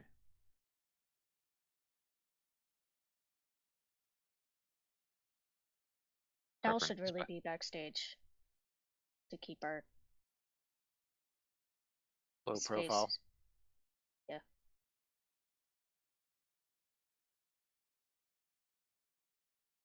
As Yeah. Ryan, I would prefer to be in the back and not have to mingle right now, but how much space there is Tommy's a charmer. He'll do wait staff as well with Boduk. Let me see. So wait, who's Tommy going to be the talking to guest guests. then? So me it's and either Rickard. Yeah, but no, we get one more as well. So would it be Rian or Tell? Rickard pitches in and goes, maybe Tommy and Rian go together as guests? Tommy like very slowly like looks over to her like waiting for her answer. Rian's just passive. Whatever you need. Sure. Tommy and Rian pretending to be a happy couple, but have also been invited to the party. Hell yeah. The last time we did this, we burned down a tavern, so. Let's see if you can make it 2 for 2. Yeah. Okay. And our trust in each other has not gotten better, so. You and Got Rickard, worse though. Claude, you and Rickard are going to be over this side of the room. Okay. Tommy and Rian, you're going to have this back table. That's what's going to get assigned for you guys. On the other side. Bo, waiting stuff. Yeah, you know it. Let's try this. Logon and Tell as backstage crew. Everyone happy with that? Yes. You got a plan. Okay. And at that point, basically, Nelson comes down the stairs and he goes, right, he's got his party face on, he's got his game face on. He's all right. You come up with an idea what we're going to do? Yeah? Because we are, and he's trying to find the position of the sun, because I think we're getting pretty close to needing to make our way there. As you're sort of getting ready, you can start to hear some bells and whistles happening outside. There's a little bit of commotion going on. Nothing crazy, nothing chaotic, but and a little bit of arguing. Hey, I'm not going first. No, you're going first. You're going. Discussion Outside the home? inside the home. Can you kind of hear it going past? Oh.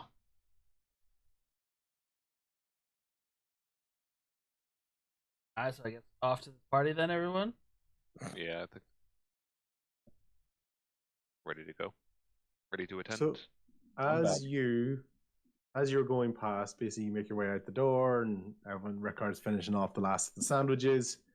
As they're going along, as you make your way down the street, you can see, because the sheath of Daggerford is not as large of an area as the belt is, so you can see in the general direction where you're going up the street, and you see in particular your eyes get caught by 2 distinct groups of people. Okay. One is a group of performers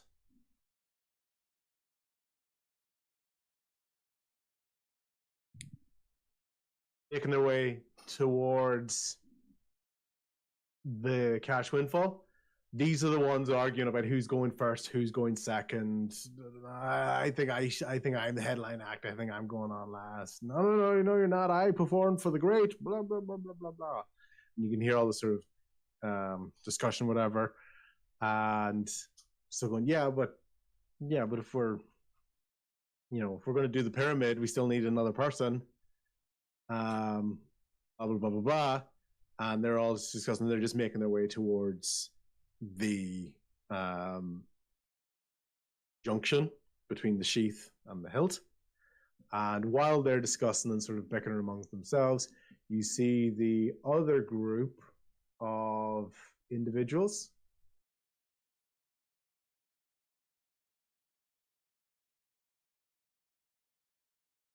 and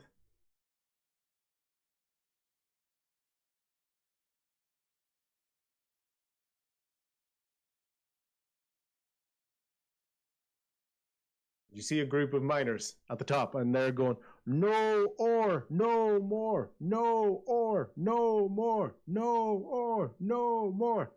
And they're just circling. Yeah. Circling. Yeah, that's it. You know, picket signs. You can see, so it's a collection of dwarfs. There's an orc.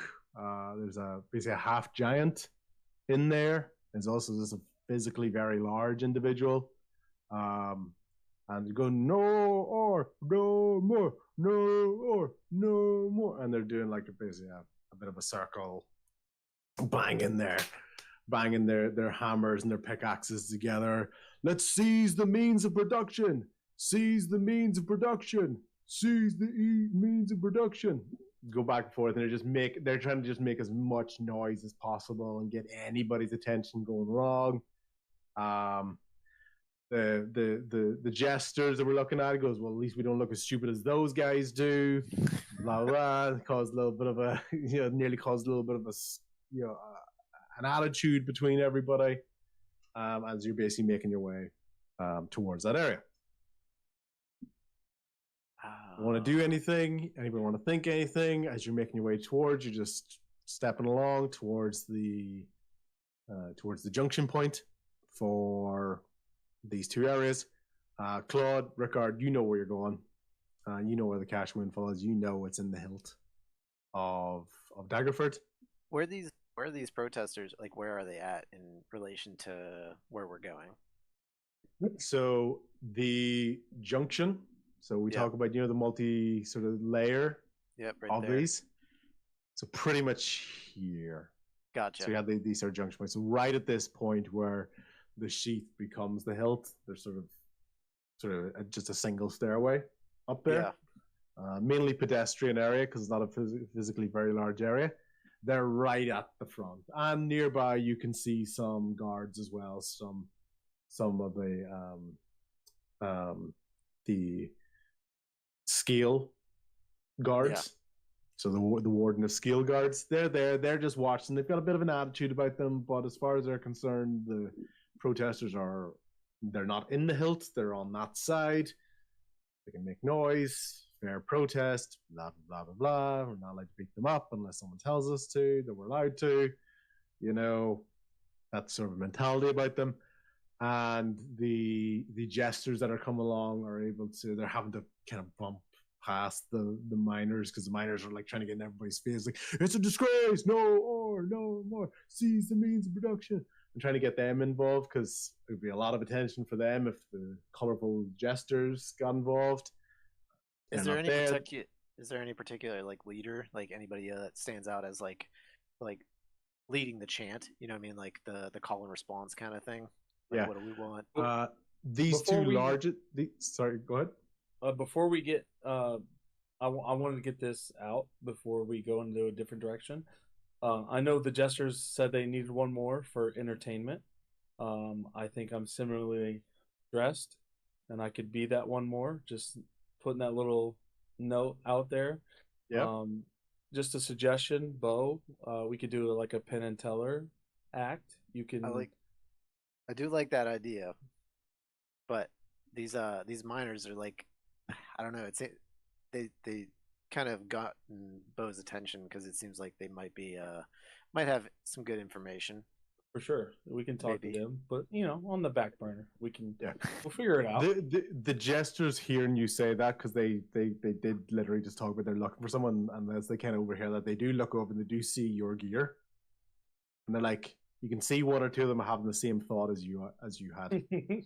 They're not going to openly engage with. Yeah, they're not going to openly engage with you because you are still a stranger, but they're like, maybe, kind of talking to them. So they are looking. They are looking in your direction. I am intrigued. That could be our way in, but let's hear Bo out. I'm curious of what this information that they got for us. So basically, right at the point that the jesters are meeting the miners, and you're all sort of, this is causing a bit of a backlog. Now, tensions are starting to rise a little bit because now the guards feel like they're going to have to intervene because while the miners previously were just making sounds, now they're not. Now they're actually getting in the way of people, and you guys are quickly kind of catching up to these two combining groups.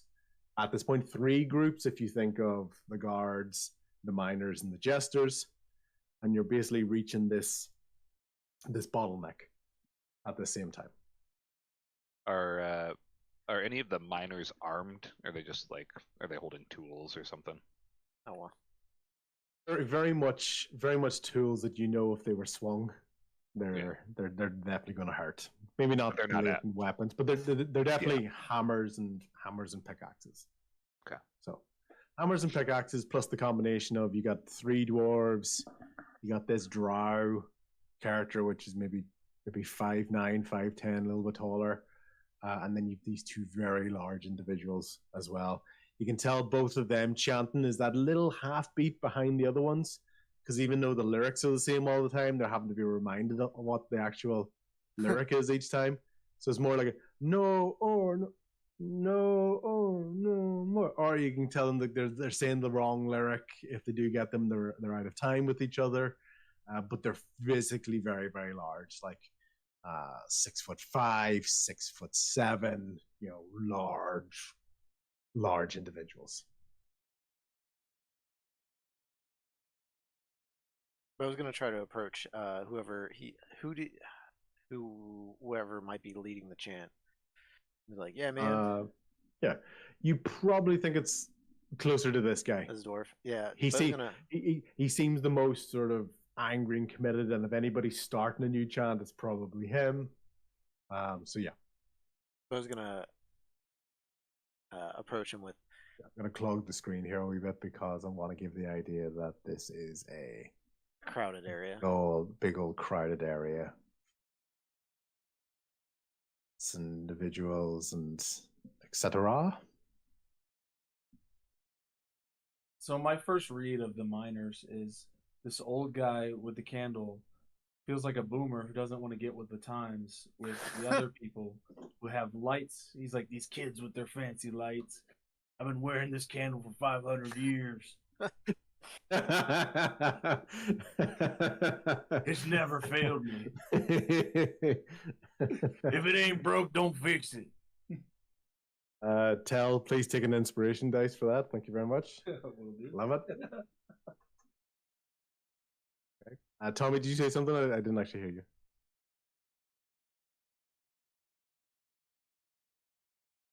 Tommy, mute for anybody else? Or is he talking to the Yeah, I think you're muted. I was muted. Sorry. Yeah, Oh, he's was. muted. Okay, yeah, cool. Yeah, okay, cool. Yeah.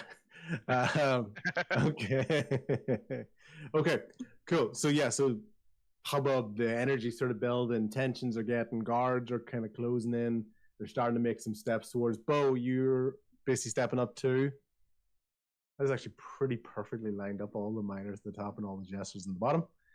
I mean, initially, the way you described it before, I don't know.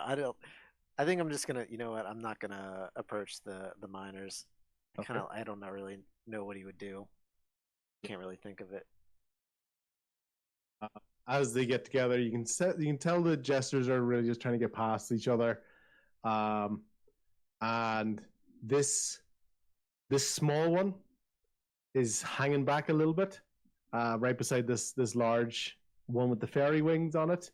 I think he's kind of like nudging him into his knee or whatever. He's nudging into his you know, like thigh height, you know, and he's looking over towards Bo, and he's going like, "Do you think he could?"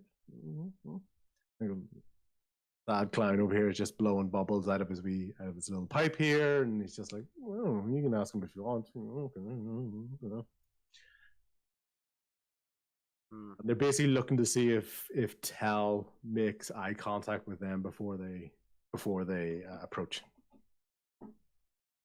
So I think you're gonna, if you want to get in there, I think you're gonna have to approach them. Yeah, I definitely, I have no like musical talent. I don't believe. I mean, I can do like. You don't. Performance like is you don't Believe need in musical yourself. talent to be a performer. I could definitely do like a magic show. Yeah, I'll approach them. Yeah, because you've got a mixture here that like, this guy really looks like a comedy clown. He's got a bit of a drum, but it's mainly dancing. He's performing tambourine, magic cards. He's got a monkey with a guitar, and this is really a dancer. So it's a variety show you may say, of Yeah. talents. I can do a little silliness. Yeah. I'll join the group. Okay. I'll approach them and talk to them. It's like, hey, you guys need one more? I'll fit right in. Yeah, and the smallest one basically goes, you serious? You serious? Yeah, we need a seventh guy, right? And the seventh guy, you're going to be amazed, right? You know the Great Pyramid? Yeah, that act. That's going to be the final stage of the show. I think you'd be perfect for it. Don't need to do much. You just need to be solid, right? You can be solid, right? Because I'm going to get off the top and I'm going to somersault. It's going to be amazing. It's going to be great. It's going to be great. Can I depend on you? You going to join us? Come on, join us. He's not even waiting for your answer. He goes, come on. He's like taking you by the hand. He's been trying to be as persuasive as he can. You coming? Yeah, coming. Yeah. I'm in.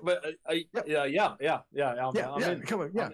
I'll be your strength at the bottom of the pyramid. Yeah.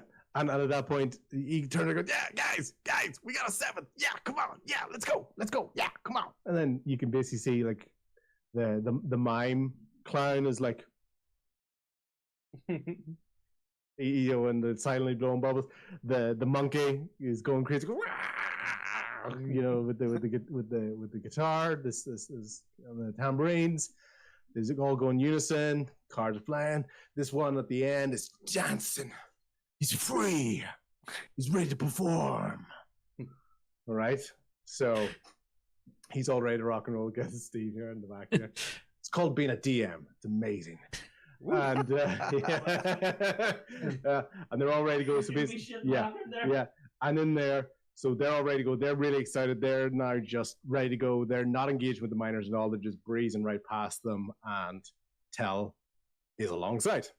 Yep, and I introduced myself as Viator to this group. Oh, great name, kid. I love it. Might need to do a little bit of work, though. It doesn't really roll off the tongue, but anyway, we'll work on it. It'll be great. Okay? Viator! Yeah, actually, it's pretty good. It's a good announcement name. Love it. Ooh, it's great. Didn't even think of it. Kind of wish I came up with it myself.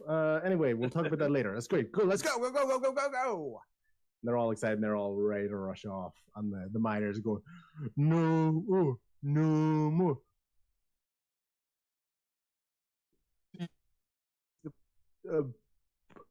Of making stuff. Yeah. You know, they're just making sounds and beating against the wall and stuff. And the guards have kind of eased off a bit because this mini confrontation seems to be diffused at the moment. And basically everyone's sort of ready to sort of pass through towards the cash windfall. Okay? So, as you can imagine, as the group is passing through, anybody want to interact with the miners, now's your chance. You're about to go past them. Otherwise, Viator, the entertainer, is being whisked away excitedly by the rest of the jesters towards the rear of the building.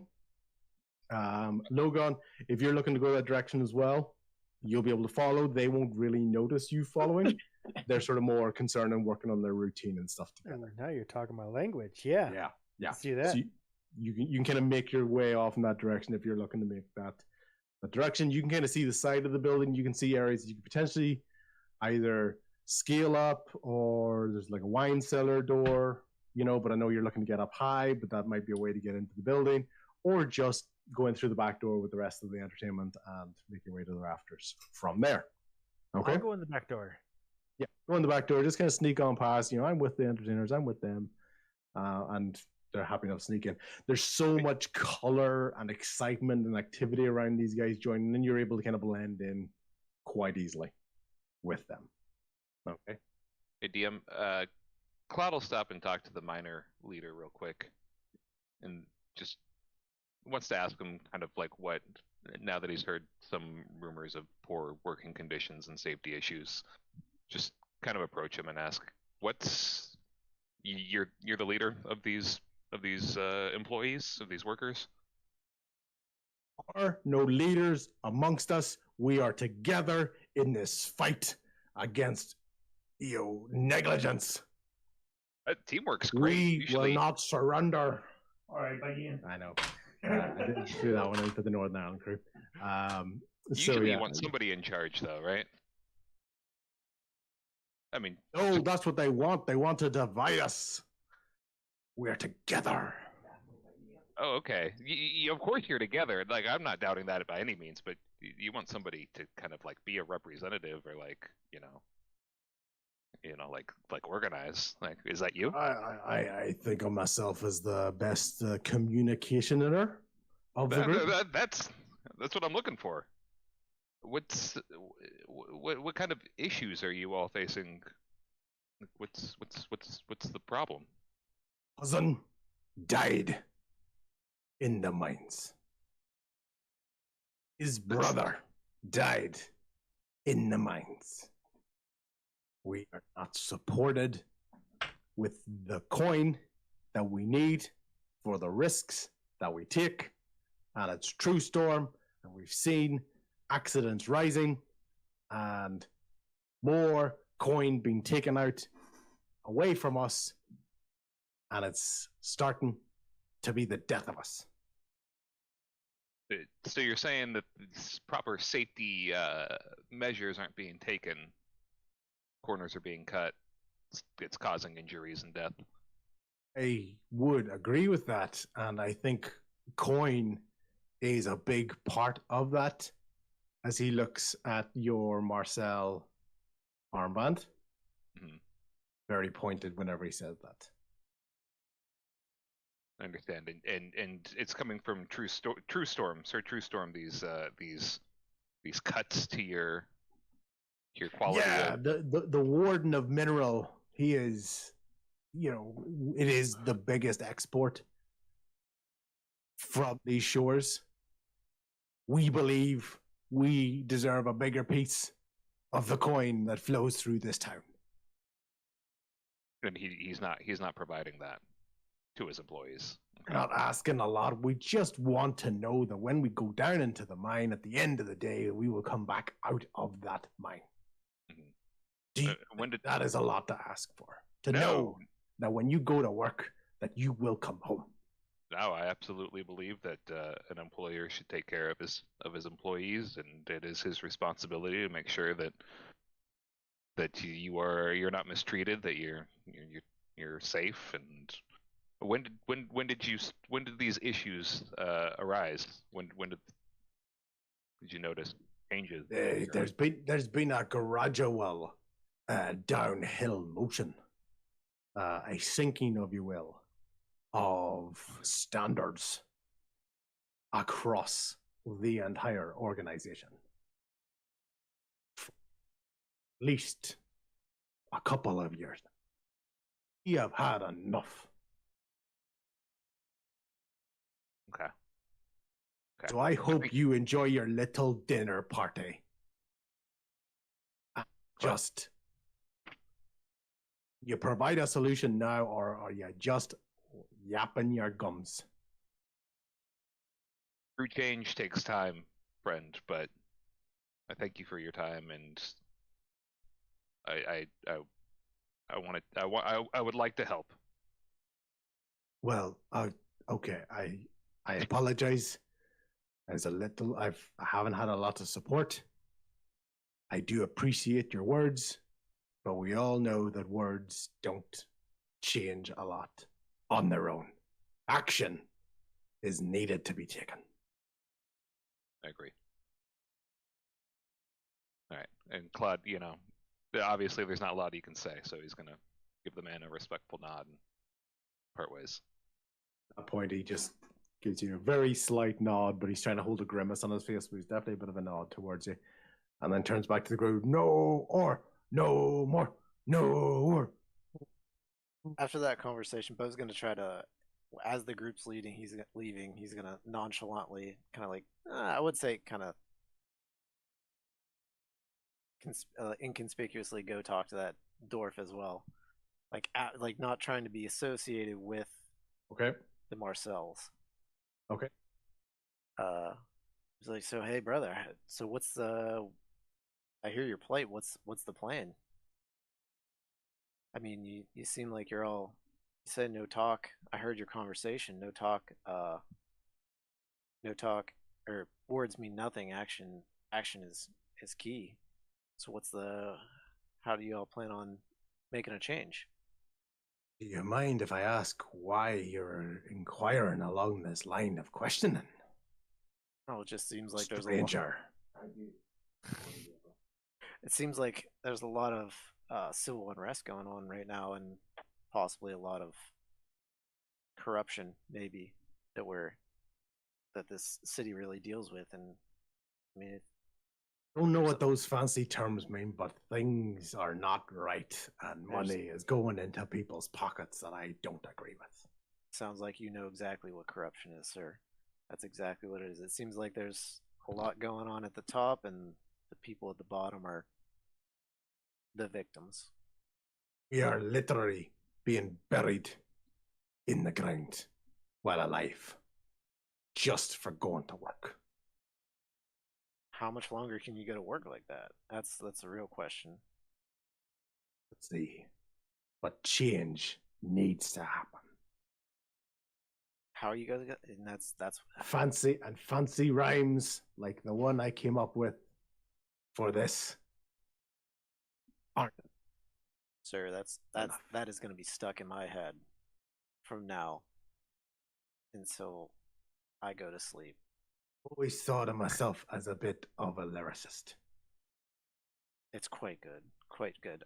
So, but other than a fancy rhyme, I mean, what can I do to help you? Help you? Do you think you can help us? I don't know. I mean, I'd love to hear you out. I hear your plight. Could you investigate just how difficult it is to get into the cash windfall if somebody, say, wanted to have a drink, say, this evening?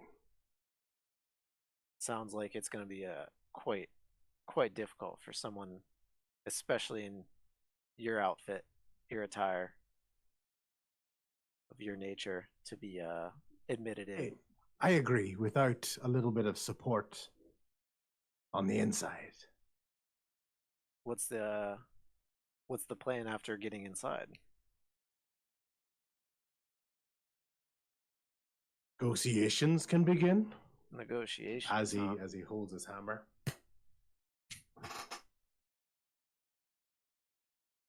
So it sounds like you already have an excellent negotiator. I was not too intimidated because you know he's not threatening him, but don't mean with kind words if you didn't get my meaning. I meant with the hammer, in case it was too subtle. Oh, it was. I don't really mean negotiations. You know what I'm saying. Oh, I hear you, sir. And it sounds is it? Thought it was a little bit subtle. So I thought I'd just talk. No, you actually might want to tone it down before someone gets the wrong idea. You do. There are. Do you want me to whisper? Is that what you mean? No. I mean, maybe down. Stop motioning so well with your hammer. It seems almost aggressive. You don't want to get stopped before. Yeah, there you go. I get you. You're a smart one. So can you help us or not? That is yet to be determined. I haven't been there, but I will keep an eye out for y'all. Appreciate it. Is there any particular type of signal I should wait for? I generally will be on the lookout for a door to be open. A door to be open. At a good signal. I could also fit through a window. Is that a sign? Or do you want one of our signs? I want one of your signs. He takes one of the placards and goes, is this the sign? That's perfect. I'll take that. Oh. Okay. Yeah, sorry. Yes, a sign, of course. No, so a sign, a signal to know that you're there and ready. Oh, okay. Is there something you can do? A whistle, maybe a discreet Maybe not necessarily when you're Negotiating. All right. Sounds good. I'll keep an eye out for you, and maybe if I can get a chance to allow you in, I'll see if we can sneak you in. It'd be two hang on the wall and make a hole. Would that work? I mean, if the door isn't open, you got to make your own, right? Like the way you're thinking. If I don't hear from you, we'll go through the wall. Oh yeah. All right, friend. I appreciate your assistance. I look forward to meeting you again. I hand him his sign back. I appreciate your assist. Appreciate your help. Help. There you go. You are a very fine communicator, sir. What was your name? Beauregard. Beauregard. Nice to meet you. I'm Boduck. You can call me Bo. You can call me Bo. Nice to meet you, Bo. Nice to meet you too, Bo. We'll see you later. See you later. Jake, could I'm you gonna try add to catch up with them. could you add terrorist group to your inventory, please?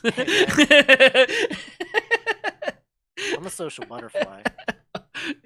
Oh Allies yeah. and organizations. So now, if we don't get killed from the inside, we have some other people coming in to cause problems. Were they carrying explosives or just pickaxes? They're just Hammers. negotiating.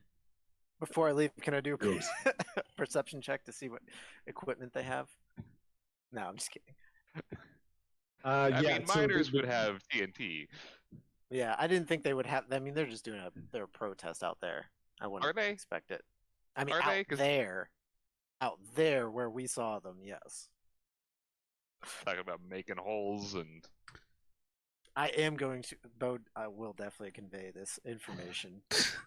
all of the communication are Yeah. all about it. I was gonna say the Oh. extra good extra friend vowels Bo. he added to gradual was hilarious. Gradual. So I'm gonna try to Yeah. catch up to the group. Yeah. Okay. So basically, as you're coming up to the roadway, so we kind of zoom in a little bit away from that picture there. You're just going to see some security guards. The jesters are making their way up this way. Tell and Logan basically slipping into the back door there. And at the moment, we have Claude with Rickard. We have Tommy with Rian. And we have Bo. All at the moment approaching from back. Bo, you're at the back because you conducted negotiations with the miners. Yes. Okay. As we get like almost up to the front door, Tommy puts his arm out for Rian. Come along, dear. Rian's gonna like very as little touching as possible. Put hand on the elbow, like it's just placed just barely. Tommy obviously has never been married, but this is his best attempt at what he thinks a couple going to a fancy party should look like. So he like puts his arm out to like escort. look like a real like rich couple that hates each other. You're doing a great job, guys. I think it's a great one. Absolutely. Absolutely. Nothing Don't could give be any more ideas natural. here, sloppy sailor. Just don't you get weird with that. Did you bring out of character, did you bring that headband with you? I'm wearing it. Oh fuck. Alright. Sleight of hand check to pull it off. Okay. Claude and Rickard, you approach the door first. Yeah, As yeah. soon as you arrive, straight in. They know who you are. Straight in.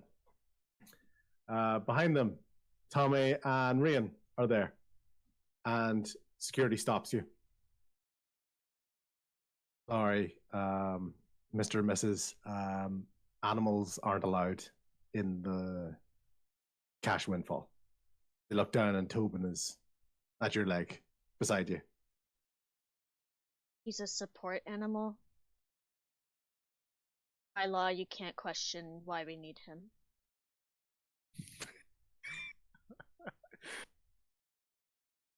Okay, this is the second time the DM doesn't know what to say.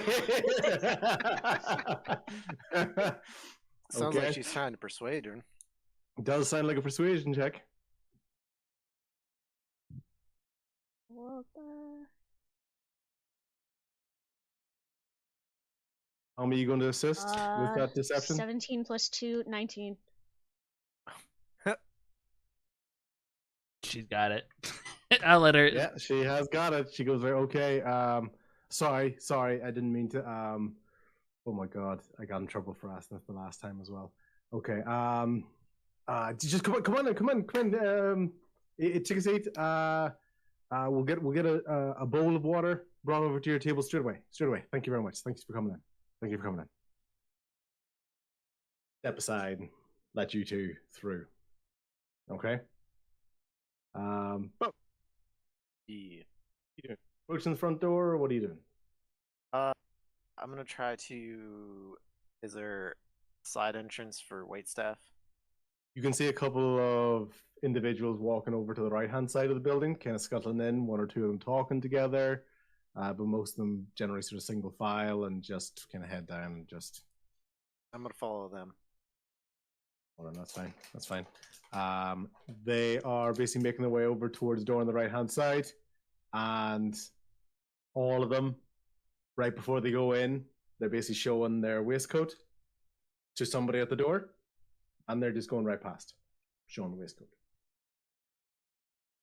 Just going in. As you approach the doorman. Yeah, I'm gonna show them my waistcoat. Pretend. Okay. Act. Yeah. Sleight of hand or deception check, whichever one's the best for you. You're basically going to convincingly try to do it like so quick. It's like, yeah, I do this all the time. Where's deception? Blues Brothers with the I was- quick flash. Yeah, that'd be a 19. Yep. Straight away in. You've basically watched everybody going in. You've kind of matched their attitude. Your performance is kicked in. And you just went and just straight in. No problem. You can tell this guard doesn't really care that much. Like, he's just like, Yeah. come on in. Just look like you belong there. Yeah, it's all about confidence. Okay, cool. So at that point, basically, Bo, you're making your way up this side along the outside. There's a small corridor along here. It's going to bring you towards this kind of bar area. Oh yeah. Right. This is where you're going to enter on this side. Oh, can I be a bartender? Well, there's going to be other bartenders there, so yeah, you just got to convince them. But it's up to you whether they know each other or how easily you can kind of slip into that and what you can convey that. Yeah. Okay. Sorry. So it's up to you what you want to do. Sorry, I But got you're gonna be- excited about that. I'm down. That's yeah, right. That's all right. You're going to start off in this area. Tommy and Rian, you're going to take your place up at this table. Pretty much as soon as you sit down, another waiter comes up really, really quickly with a bowl of water and puts it right beside Tobin. He's going, thank you for coming. Hope you have a great evening. Thank you for coming. And just backing away from you. Thank you, sir. Claude and Rickard, front row table here. Tell you are among your jester buddies. He's getting really excited, trying to figure out the routine. You basically have a spot at the base of the pyramid. So it's not a pivotal one because you're still they know you're inexperienced with this trick, but it's just you just gotta lay down. You just gotta be solid. After you do your performance earlier in the evening. And while this is all going on, Logon, you're able to see like a ladder that's able to bring you straight up to the rafters if you choose to do so. I definitely choose to do so. And the cloak follows me. The cloak follows you, absolutely. So you're right up in the rafters, which is great. Okay, on this side here. Let me get that on this side. Okay, fantastic. MC of the evening comes out. Ladies and gentlemen, welcome to the festivities. We want to wish a very happy birthday. You can see a lot of the other wardens. You guys are amongst the last ones to arrive at this party. So you're really taking your seat as the kind of the lights start to dim. Everything starts to happen as we go along. We've got a fantastic evening of entertainment today. We're wishing a birthday to one and only True Storm, Kurdan True Storm. And he stands up and he's like, so he's basically a very small individual. Art is going wild beside me here. Yeah. So, Kurdan, True Storm, Dwarven individual, looks very well kept. He gets off his seat, but he actually is shorter when standing than he is when he was sitting on his seat. So he actually dropped down a little bit. Okay. Kind of a gruff face. So he's just looking around. As you can see along the other warden tables, there is, of course, right in front of Card and Claude is his dad, Nelson, here. Kurdan on this side, front row. Other front row table has one seat missing because standing near the back is Delilah Brunswick. Over to the right-hand side here, the table closest to Tommy and Rian with their back to you is a figure in a very simple garment. Just if anything, just the hair is wet down, close when it comes to styling. And then the final tables is this lady.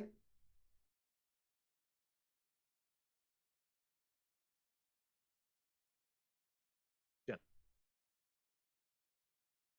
Here. As you can tell, the way people are looking at them and they're being introduced, these are clearly the wardens for each of the areas. Claude, you're recognizing basically all of these individuals. So as far as you're concerned, there's been very little kind of turnaround in terms of who these positions were. In particular, Cornelius Drummer, which is the Warden of Faith that you would recognize as well from Temple of the Helm history. Okay. Each of these individuals, you'll see there's a very large placard right in the middle of their table. I'm going to see if I can get these in the right order. They're going to be underneath.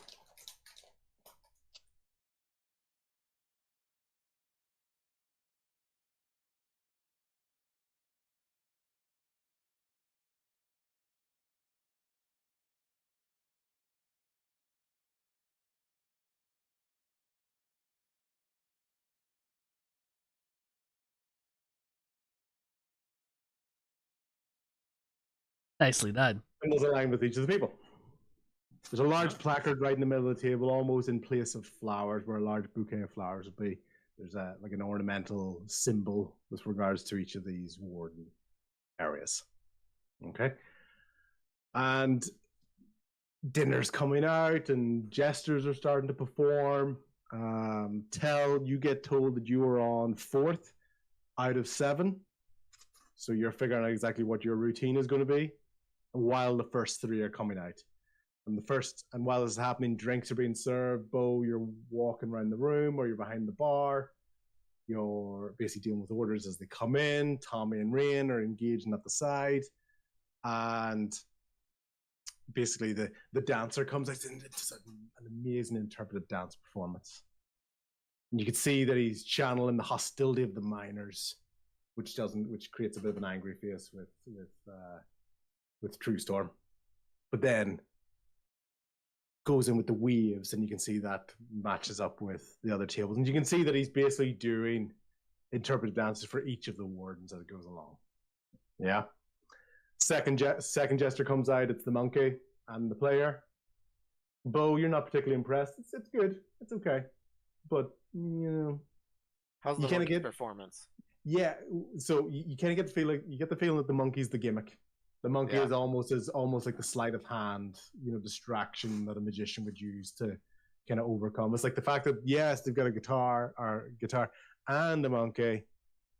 Maybe you should have just picked one and done that properly. Okay. Third one to come out is Bubble Mime. It's an amazing performance. People love it. People love it. The bubbles, all sorts of intricate shapes. And then Viator, the hey, comes out onto the stage. And Viator, what's your party trick? I was just thinking about this. So I pull off my hat and I wave a wand around and I pull out a rabbit of light and I start doing like a light show and a magician act as I'm on stage. This has really got their attention. Like, this is like, you've seen what performances have happened so far, and nothing compares to this so far.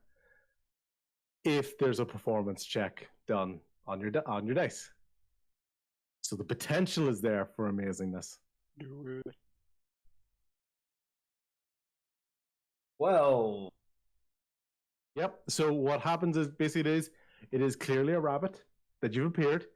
Is making slightly sort of jagged, kind of slightly awkward movements, but it is still going along and it's still making enough of a show for you to be able to continue. And then you start getting the crowd going, more animals, more animals, more animals, more animals. So they want more animals. What's the next animal you're going to perform? a horse. So Horse. next, Wow, what about that performance check? yeah. 0 to 100. Really? Well, again. Well, this is a perfectly accurate horse as far as you're concerned. Some of the jumps look a little bit awkward. So it almost seems like it's not quite buffering or connectivity issues, but there's a little bit of that when it comes to the use of the wand. But it's definitely a horse. It's still springing around, going over your head. One more, encore, encore. They want a third animal. Third animal. All right, it's time for a tiger. Ooh, tiger. Here we go.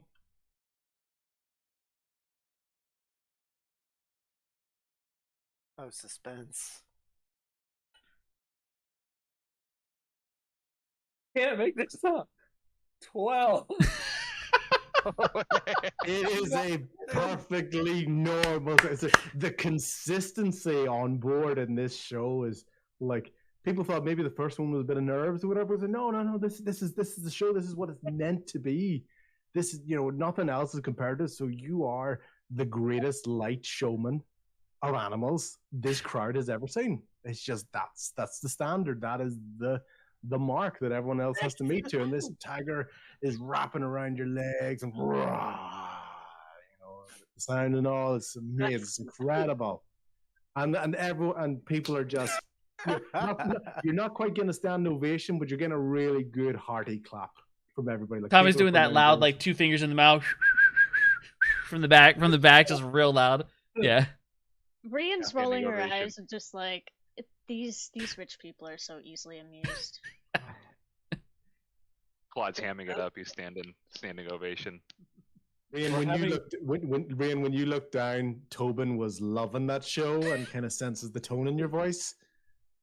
You not really getting it, so he's like, okay, not supposed to enjoy this. So he sits down again. Well, Rian still wants to keep the connection with Tobin, so I'm gonna cast Minor Illusion real quick and just have a little squirrel that he can play with under the table.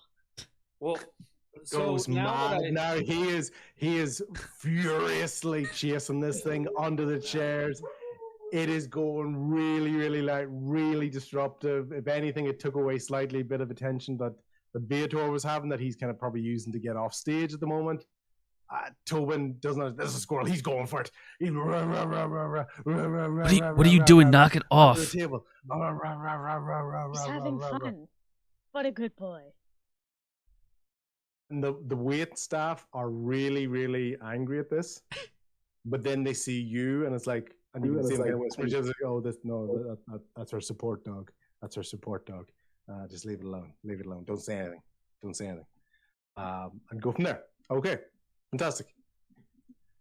Then the show continues. Jester 5 comes out. This is the smallest individual, and he's doing cartwheels and tricks and so real acrobatics, and he's completing massive spins with lots and lots of twirls, even for his diminutive size. He's just creating such clearance from the ground. It's absolutely amazing. The acrobatics on this guy is absolutely incredible. And then, unfortunately, the show they didn't plan this well when it comes to planning who the shows are, because the two drummers are on in a row, and the second one suffers because the first one came on and they're not really that different. So they're like, okay, a bit of a pitter patter sort of clapping or whatever. And next thing, the smallest of the jesters at the back gets like a loud voice. You can tell he's using prestidigitation because he's making his voice really, really loud. He's like, for the final act, the Great Pyramid. Right? At that moment, Viator comes out, the mime fairy comes out, both of the drum dancers, they make the bass. Okay? And then the monkey guitar player and the dancer get onto the second level. Viator, can you do a strength saving throw for me, please? To maintain the weight of these two individuals.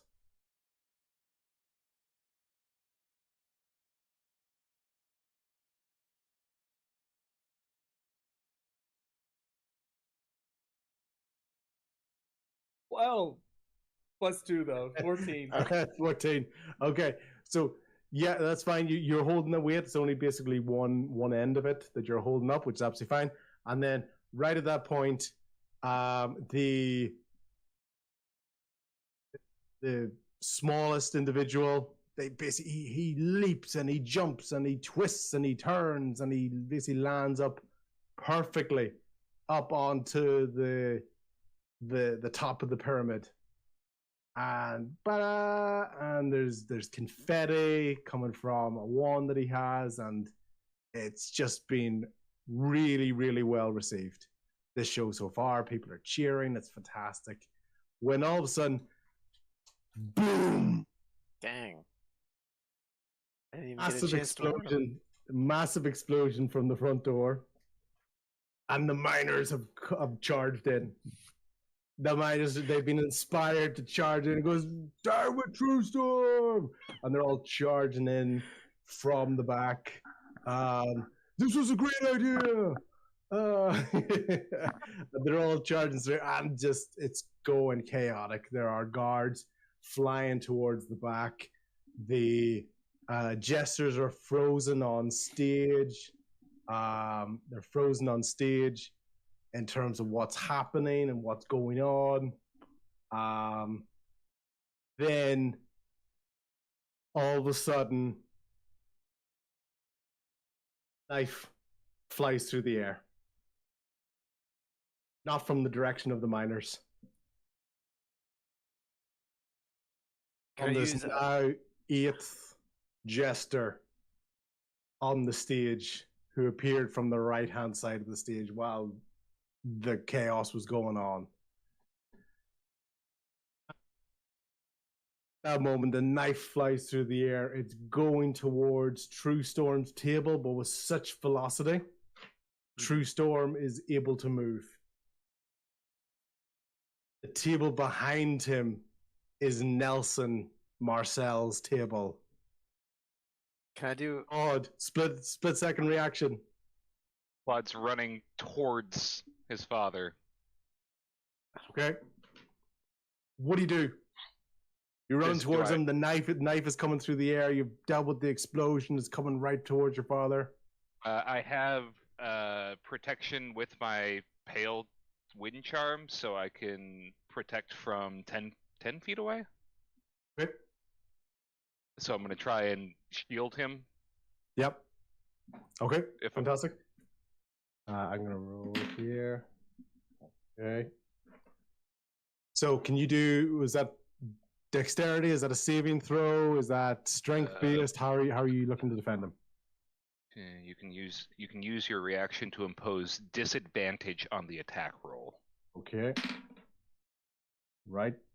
Good. Okay. So that's 13 for him. How close is Rian? At the far end of the room. So Within I 30 think we're on feet? the left. basically get rid of Right. all these guys. They've all scattered. Ian, you're over here. Tommy, you're here. That dude's awesome. Eighth Jester that's coming down this way. True Storm, Marcel table. You're coming from this way. You're looking to move that projectile. You would have had to clear this, make it round, make the save.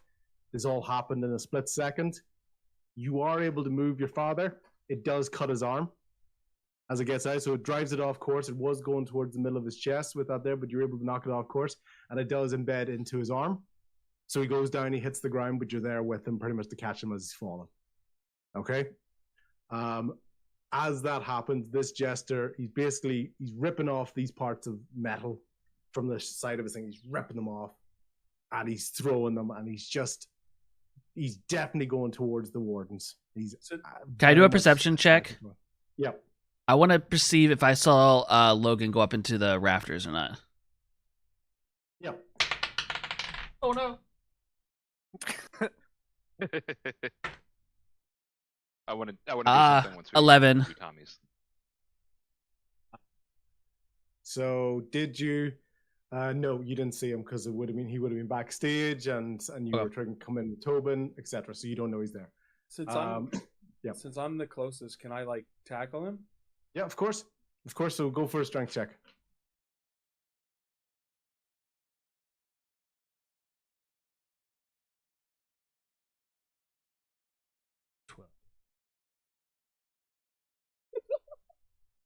Well, 12.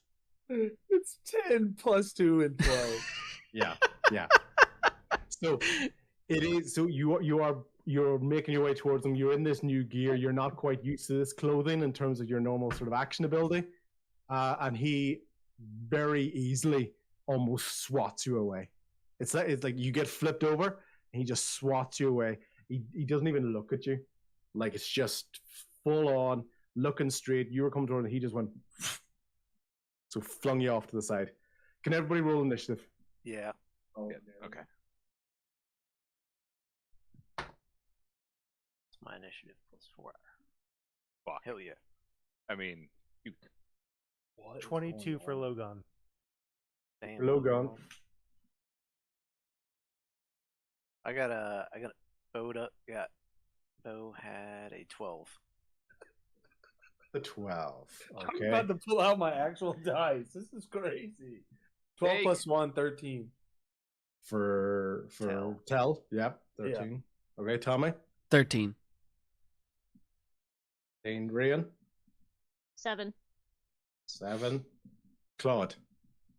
4. Claude, you're very much just focused at the moment. You're basically almost kind of covering your father. You're just down on the ground, laying over him, watching all of this happen. Okay. Cake.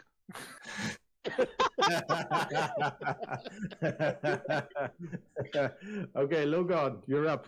What do you want to do? Oh, I'm going straight for that kneecap. I've been Okay. teasing it for too long.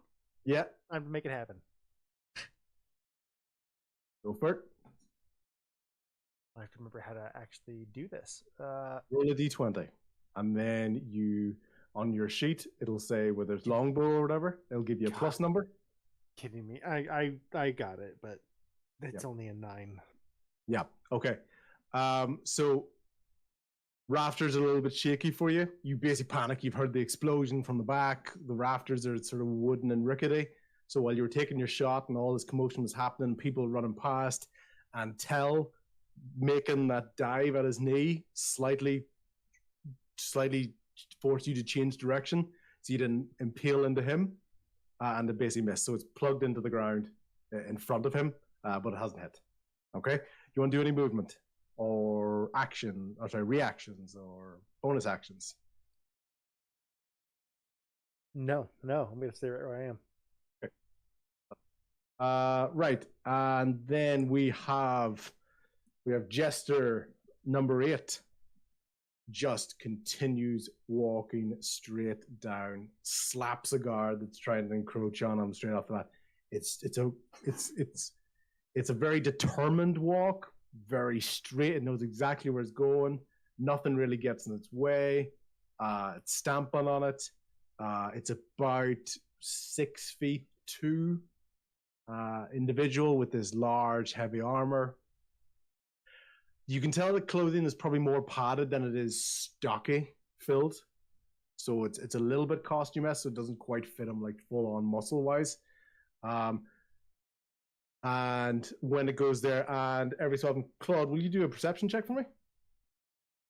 I will indeed. Because obviously you're trying to sense coming towards your father and all. Perception 13. Cool. As it is stepping, you can tell that its right leg is a little bit shorter of a stride than its left leg, which is reminding you of something. You don't know why. You're in the panic moment. Something's happening, right? This is weird. This very, very determined walk. Okay? And it's going through, and it rips off another bit of metal from its side, and it flings it again at True Storm. Can I use a reaction real quick? Using a bardic inspiration, I can subtract the number from the creature's roll using cutting words. So I'm like, as I see him throwing that next one, I'm gonna do what I did before and whisper into my hands and cast cutting words. So it's creature I see within 60 feet. Whenever they make an attack roll, I roll, I guess, a d6. It says I rolled bardic inspiration and subtract that number. So -2. But as this is being flung towards True Storm, he's able to basically knock the table into the way, and the blade, with that little bit of a distraction in his ear, goes into the table in line with True Storm. But as I said, True Storm's small compared to the thing, so it goes into the table but doesn't hit True Storm. True Storm's able to still make a break for it as he's running through the crowds. However, he's running towards all of those miners. That's the direction he's running, because he's just terrified. He's running in that direction. Okay? So that's his go, and this thing is just still stamping towards after him. You can see it's starting to pick up a little bit of pace. It's starting to get a little bit lighter on its feet. So it's starting to move with a little bit of pace. It's not a big, solid, stumpy walk anymore. It's actually got a bit of agility to it, as well as it starts to run after True Storm. Okay. Who is next? I have Tell or Tommy. Could you both roll a d20 and tell me who gets the higher one, please? 9. 18. 18. Okay. Tell, you're going to use half your movement to stand up if you choose to do so, but you go first. Yeah, I want to stand up and try and strike him. Are we allowed to have our weapons at this point? Like, can I pull out my mace or? Okay. Yep. Can I pull out my mace and swing at him? Yeah, you won't be able to make the distance because you used half your movement to stand up, so you can move towards him, but you won't reach him. Okay. Okay. So instead, can I pull out my crossbow instead, and then chamber it, and then get ready to shoot? Yep. Okay. That's what I'm gonna do. Okay. Cool. Tommy. Can Tommy, from where I'm at, close the distance to be within 30 feet of this guy? Yep. Okay. So he is basically making his way down here. So he's got off the stage and he's making it down this way. You're only here, so you could definitely easily close the distance to be within 30 feet. Okay. Then Tommy is going to get within 30 feet and pull his pistol out and shoot it at this lumbering creature while yelling "Assassin!" Just for the hopes that any other staff or other people will also join in. Does a 12 hit? Well, hold on. 12 does not. Yeah. So okay, never mind. Too late. No, go ahead. I said too quickly. What are you thinking? I was gonna use my inspiration because I had a Go feeling for it. that 12 Yeah. wasn't gonna be enough. So Yep, go for it. that's a 6 with inspiration dies, right? D6. Yep. It's a D6. Yep. Yeah. D6. 14. So yeah, so it does. It clinks at that armor. You can tell it does do a little bit of damage. It isn't really enough to shift it. What you also notice as well. So you can roll for damage. Yeah. Okay. What you'll notice as well is even though it hits, it doesn't make a sound. As in the enemy doesn't make a sound. You don't hear a groan. You don't hear you don't hear anything. You just get it right in under the shoulder. I hit for 9. That's a great hit. And what you'll notice as well is there's a little mask it's got on, and it starts to fall off a little bit. Okay. So that mask starts to fall off a little bit. Okay. Can I? Fantastic. Can I bonus action hide behind Yeah. I don't know. I'm trying to see what's around there. Either like there's like these barriers to any of these tables. So the play face you can kind of duck down. Okay. I need to roll to hide, right? I need to roll to hide, or is it just a bonus action you hide? Oh, yeah, you roll, and then that kind of determines if the person saw you. Okay. You can try to hide. It's how successful that hide is. Which Oh yeah, you do a dexterity stealth check. stealth check? Okay. 8.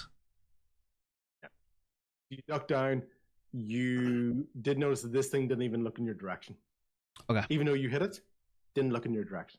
Okay. So you've a good idea it hasn't tracked your movement. Okay. Bo, you used a bonus action, is that correct? Or a reaction? I used a reaction. You used Yeah, a my reaction. Cool. So you still got movement and action. Yeah. Real quick. So are the miners? Is Bo here? Yeah, Bo's at the front. Bo was like the first one to go like kicking in. Okay. His face is still kind of covered in soot and dust because like even as the rubble and the thing was all happening, like he just went straight through. I'm gonna shout out to Bo. Bo, remember you can't negotiate if he's dead. So we gotta take this. We gotta focus in on that guy. And as I'm doing that, I'm gonna. How far away am I? Over here from the bad guy. Yeah. From the jester. From the jester. I'm gonna go 60 feet. Yeah. All right. Still have your movement, but I'm gonna say 60 feet. Sounds good. I'm gonna close the gap as much as I can and grab. I'm gonna toss one of those chairs if I can at it. Yep. Okay. Look at that meme from the Mummy, where it's like, "Hey, Benny." There's the chair. But yeah, so I'm gonna try to. I guess I'm gonna try to throw that chair 30 feet, and that's an attack roll. Would that be an unarmed, or what would that be? Yeah. Okay. You're a loud whisper in your head. Jealous. That's an 18. Okay, that's gonna hit. And basically just once again, it smacks off him. It doesn't budge him. Like he's still very determined to go on the way, but still, it's causing damage. You can still roll for damage. Okay. Unarmed. I'm trying to remember what unarmed damage is. Well, it's 1, but I don't know if this is an improvised. I think it's like a 1d4 or something. Do you want to look it up, B? Yeah, if you don't mind. I threw a chair, so 1d4. We'll go with that. Once I get be a 2. Tavern brawler.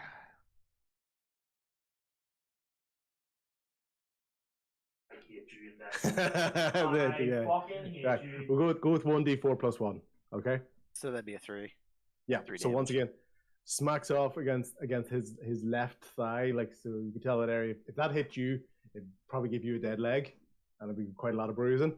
This thing just continues moving forward, and the mask does shift a little bit further, so it's starting to kind of go half like this off his face. Okay. That's it for me. That's for you, Rian.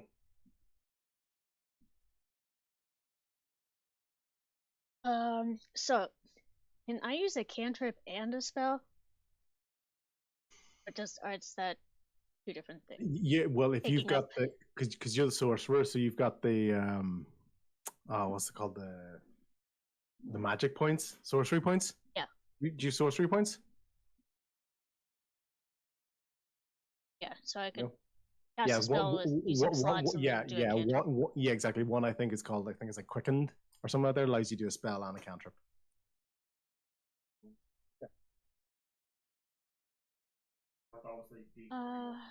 Yeah. I'm just gonna cast the second level magic missile, so I have 4 projectiles. Okay, fantastic. So magic missiles, did you say? Yeah. Yep. Okay, so that they automatically hit. So you're rolling. I think it's 1d4 plus. Or is it just 1d4s It's gonna be 4. altogether? So you've rolled all 3 of them.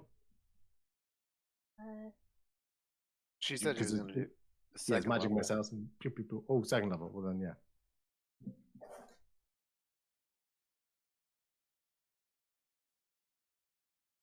It's 5, 5, 4, and 2. 16. Oh.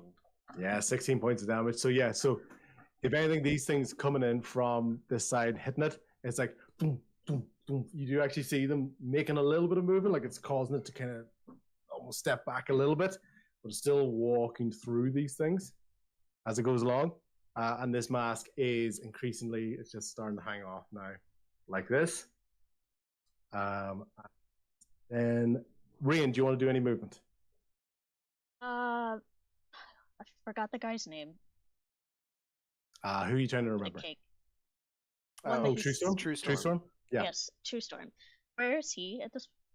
He is basically running this way.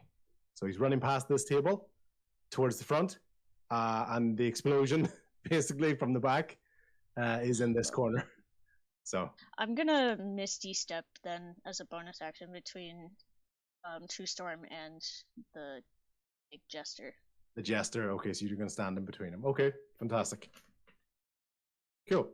And is that your turn? After I yell at Tobin to stay. Okay, Under the cool. table. Stay, Okay. boy. Yeah, Tobin's lost at the moment. Like, he was looking for that squirrel, and the squirrel just disappeared. So he's like, it's okay. And so that's got him distracted enough that he's going to stay there. Okay. And Claude. Yeah. Is there any on my father's wound? Is there any like anything that looks like poison? Is it black or is there any? Can I tell? Actually, you can. I can. Okay. Yeah, it's starting to kick in. Okay. So it just scraped along the arm, so it still is embedded in his arm, but at least it's not like directly in his chest near the heart. So it's near his arm, and it's starting to spread out a little bit. Okay. I'm gonna use the last 5 points of my lay on hands to restore 5 hit points and neutralize poison on my father. Okay, That's my so action. what you see is your dad, he's starting to convulse a little bit as this is starting to spread through his bloodstream. And he goes, and you hear Rickard's back, goes, "Father!" Like, and he's jumping over the barricade as well, and he's right beside you now. He lapses unconscious, but you see that sort of blackness of where the poison was just seep out to where the entry point of that tip was. So it's not spreading. So it's done its job, but he's passed out basically with the pain. Passed out with the pain and the shock to the system, but it has stopped that bit of poison. Yeah. Okay. And then you said the jester. So the jester is walking straight forward. He's looking at True Storm, right? Yeah. So at the moment he's looking straight. So you're over here, Perfect. and he's basically walking straight this way, and you've seen Ray and Misty step into the way. Okay. I'm gonna use my movement to put myself between him and his target. Yeah. And I'm gonna use my bonus action to channel divinity, vow of enmity. So I could choose a creature within 10 feet and gain advantage on attack rolls against it for 1 minute, or until it is defeated. HP Okay. drops to 0. Okay. Fantastic. You step in front of this channel divinity, yeah? Mhm. And you start to see this mask is swinging left and right in front of you, and something's catching your eye. Do I recognize it? Can I roll for it, or is it just? You recognize it, so this is looks almost like a zombified version of your friend Niall. Motherfucker. So obviously, excuse that the Friend costumes of don't yours, match up. Claude? Where's Claude? Claude's in front of you. I said friend of yours, Claude? Actually said meant- motherfucker. No. Mentor. Yeah, so obviously, I just thought the pictures were cool, so I went with that. Why they don't match up. But yeah, so this thing is swaying in front of you, Claude, the jester. And as it goes like this, you start to see more and more, and it's just recognizing that it is Niall. Okay. He's not looking at you, though. He is still looking directly over you, and he's still looking very much towards True Storm. At that point, Rayan, you had Misty stepped in front or between True Storm and the jester, the assassin. All of the miners converge on True Storm, and they basically each get like an arm and a leg, and they're just hoisting this guy out through the hole that they burst in the wall. And he's like, "Let go of me! Let go of me! Let go!" And they're just taking him, and they're just going, "No, or no, more, no, or no." And everyone's just panicking, charging out of this thing. The only thing that then happens is you see Delilah Brunswick charge right behind the assassin, and she has basically a kind of a large axe, those double-handed axe things, and she swings it right into the back of the assassin. It again does not flinch, but that strike is the first thing to make it stop, because it's literally stuck, it's embedded into the back of it. And he turns, and he just swipes so ridiculously hard right across her face. You just see her head go. Oh. What? Fuck. This is going to be hard to explain. At that moment, and by the time he looks around, True Storm's gone, Brunswick's down, Marcel is down on the ground, and just stops and just it doesn't see True Storm anymore, and just begins to turn, and it runs towards the middle of the stage. And its last moment, you can see Logan as it comes to your turn again. What you're going to see is it raises its hand up, and almost the equivalent of like a mini grappling hook goes straight up. So it's going to look to zoom straight up into the rafters. Was I close enough for a reaction? Yeah. Opportunity strike. Opportunity attack. Opportunity. Yeah. That's what I was trying to think of. Yeah. Thank you. Can I do it with non-lethal damage? Of course. Okay. Yeah, I would like to roll as he moves away from me. Would I roll just a normal attack, or I don't remember? Yeah, it's just a normal attack. Yeah. Just normal attack. Okay. With a normal attack with whichever weapon you're trying to hit it with. Yeah. Okay. So I'm trying to hit him with my longsword. Yep. So that is 17 to hit. Yeah, that's going to hit. Okay.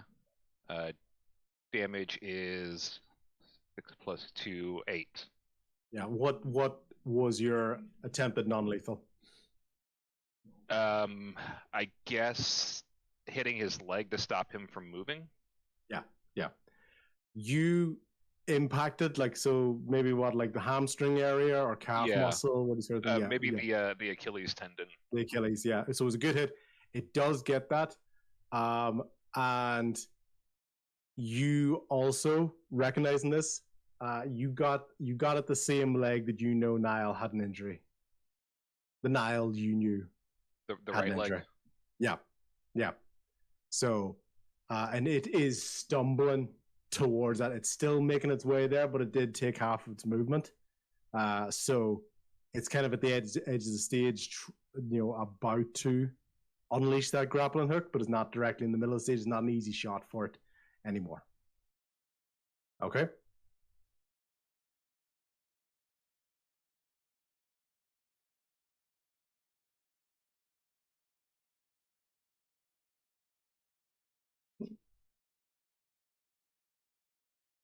Logan's still there. Sorry, did you say something to me? Sorry, no, it's your turn. Okay. I didn't hear anything.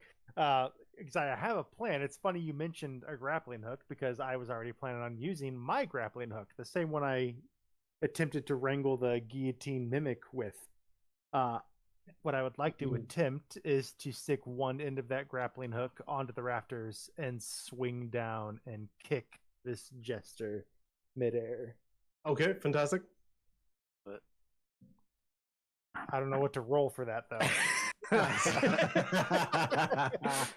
I think that's incredible. So it's basically, I'm going to say it's definitely acrobatics because you're swinging down with that. So I need you to. It is 2 checks because it is level 1. So it's first of all going to be the acrobatics to see if it's accurate towards him. That's Got a bit of an easier 21 one. on acrobatics. There you go. I was going to say it was going to be easier because he's hobbling and stuff. So it's definitely going to go in his direction. Now, an unarmed strike. So a D20 roll plus your strength, I think I said. Yeah. Plus your strength modifier. Trying to hit with an unarmed strike. You just got to roll your D20. Yeah. Then it'll be 1 plus your strength modifier. Okay, cool. So just roll your D20, please. Okay, just roll a d20. I can do that. Yeah, just straight. Roll it. 13. Yeah. It bumps off him, but it doesn't cause enough damage. So it does kind of connect, but it's more of a bump as opposed to a full contact hit. So you are there beside him, you've bumped into him, you have swung down successfully, you've kind of charged into him, but with his basically solid mass, even with his injury, you've been able to kind of slow him down, but you haven't caused any damage. Okay? Well, that's it. Does that count as my attack? Yes, because you were trying to attack. An arm attack. Yeah, you were trying to attack. Yeah. Okay. And so that was his reaction to that. So that is fine. He's going to continue to try to stumble because it is now officially his turn. He's going to continue to try to stumble towards that. And whoever rolls the highest D20 will get one final reaction shot at him before the grapple hook goes up. Assassin Batman. If anybody has inspiration dice, for example, now might be the time to use it. I got a 9. Oh, 13 for Claude. 9 for Ryan. 17 for Logan. 17 for Tommy, 14 for Logan, and Tell. 7. 7. Tommy. Grappling hook, the arm is going up. Grappling hook raised towards the rafters. Okay. Can I, with my movement speed of 30, close the distance Yes, to where he is? Okay. It won't be right on top of him, but it'll be pretty close. Okay. Then I want to slice at him one more time with the rapier. My rapier. And would you say because of Logan doing his attack, is he within 5 feet of the guy? Yes, he would be. So then can I do a sneak attack because he has there's an enemy within? All right, well, let's first see if I can even hit.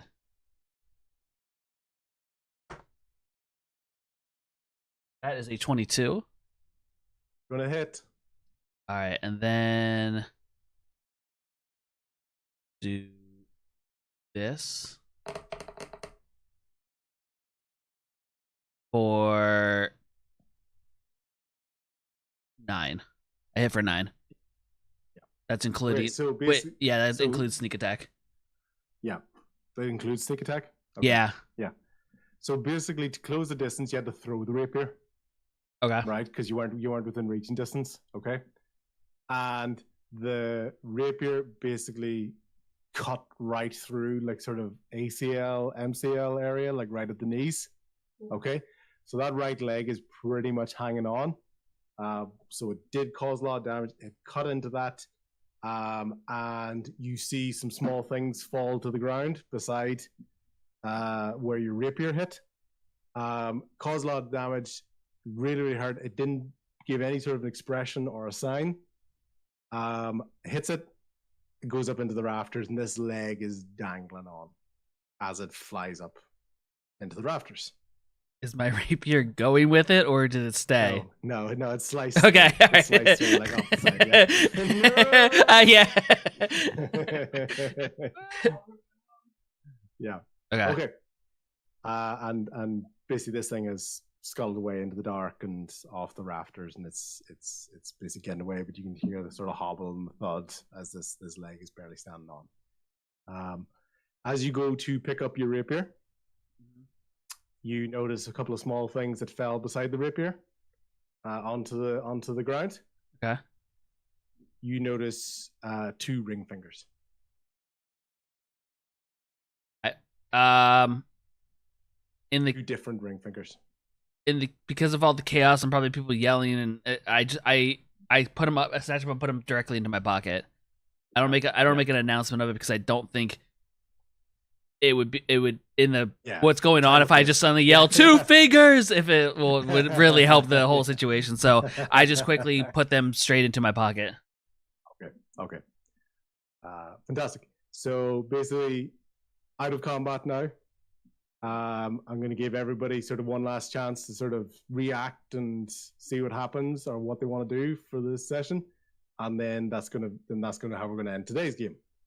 So Claude's going to run out the door immediately. Yeah. At the back, you're chasing this thing down. Whichever way it looked like he would go from where he. Yeah.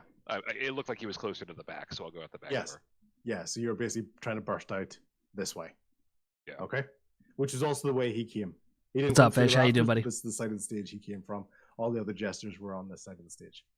Okay, so that's how you're going to start the next session. You're running out that door. Tommy, you're on the stage. You've picked up the 2 fingers. Okay? I turn and I immediately head towards Claude's father. Here to Claude's father. Rickard is there, basically holding him. He's really, really upset. The father's still unconscious. Okay. Let's go with Rain. Rain, you've misty stepped. You were standing face to face with this thing. You saw Claude charge it down, him briefly go still after seeing this thing.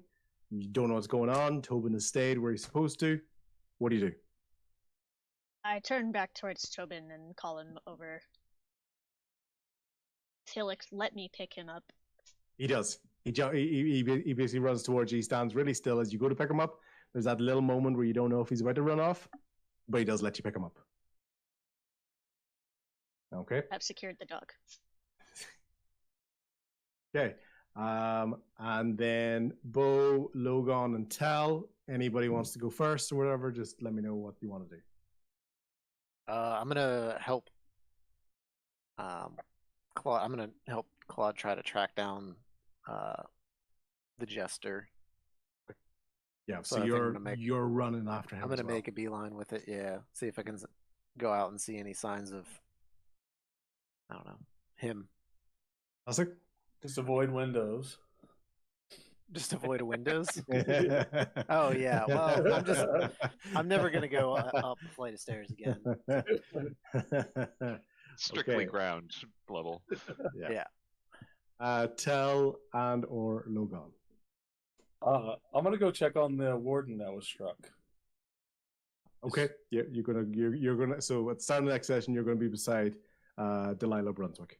Yes. Is she? Okay. Can I ask if she's dead yet, or do we want to get into that? So you saw what happened to her, but you'll see what happens next week.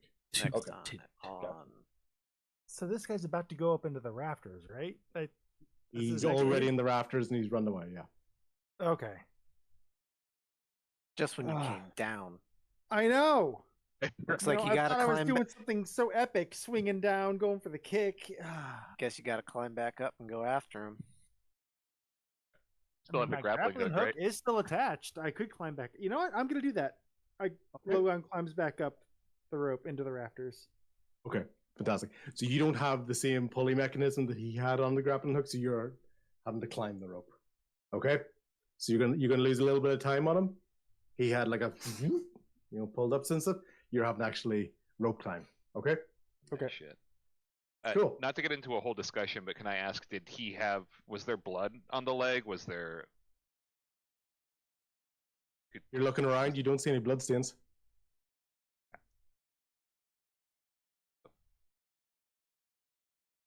All right. All right, guys. Thank you very much for that. So that was the cash windfall, and let's see what happens next time. Yeah. Anyway, Thank you. I'll be right back, gang. Alrighty, folks. That is it for today's session. Thank you for everyone that lurked, hung out, and watched. I will probably get this edited up over the next week, so if you did miss it, probably by end of next week, I will hopefully have this edited and up on my YouTube channel. If you are for some reason new to the channel, definitely give it a follow. We try and play D&D at least once a month. But if you want to catch up on this entire campaign up to this point to get like some of the references or backstory that we talk about, all of it is edited and up on my YouTube channel. So much love to you two. Thank you for stopping in, Starfish. I hope everyone has a wonderful weekend, and I'll catch you guys again next week. See you later.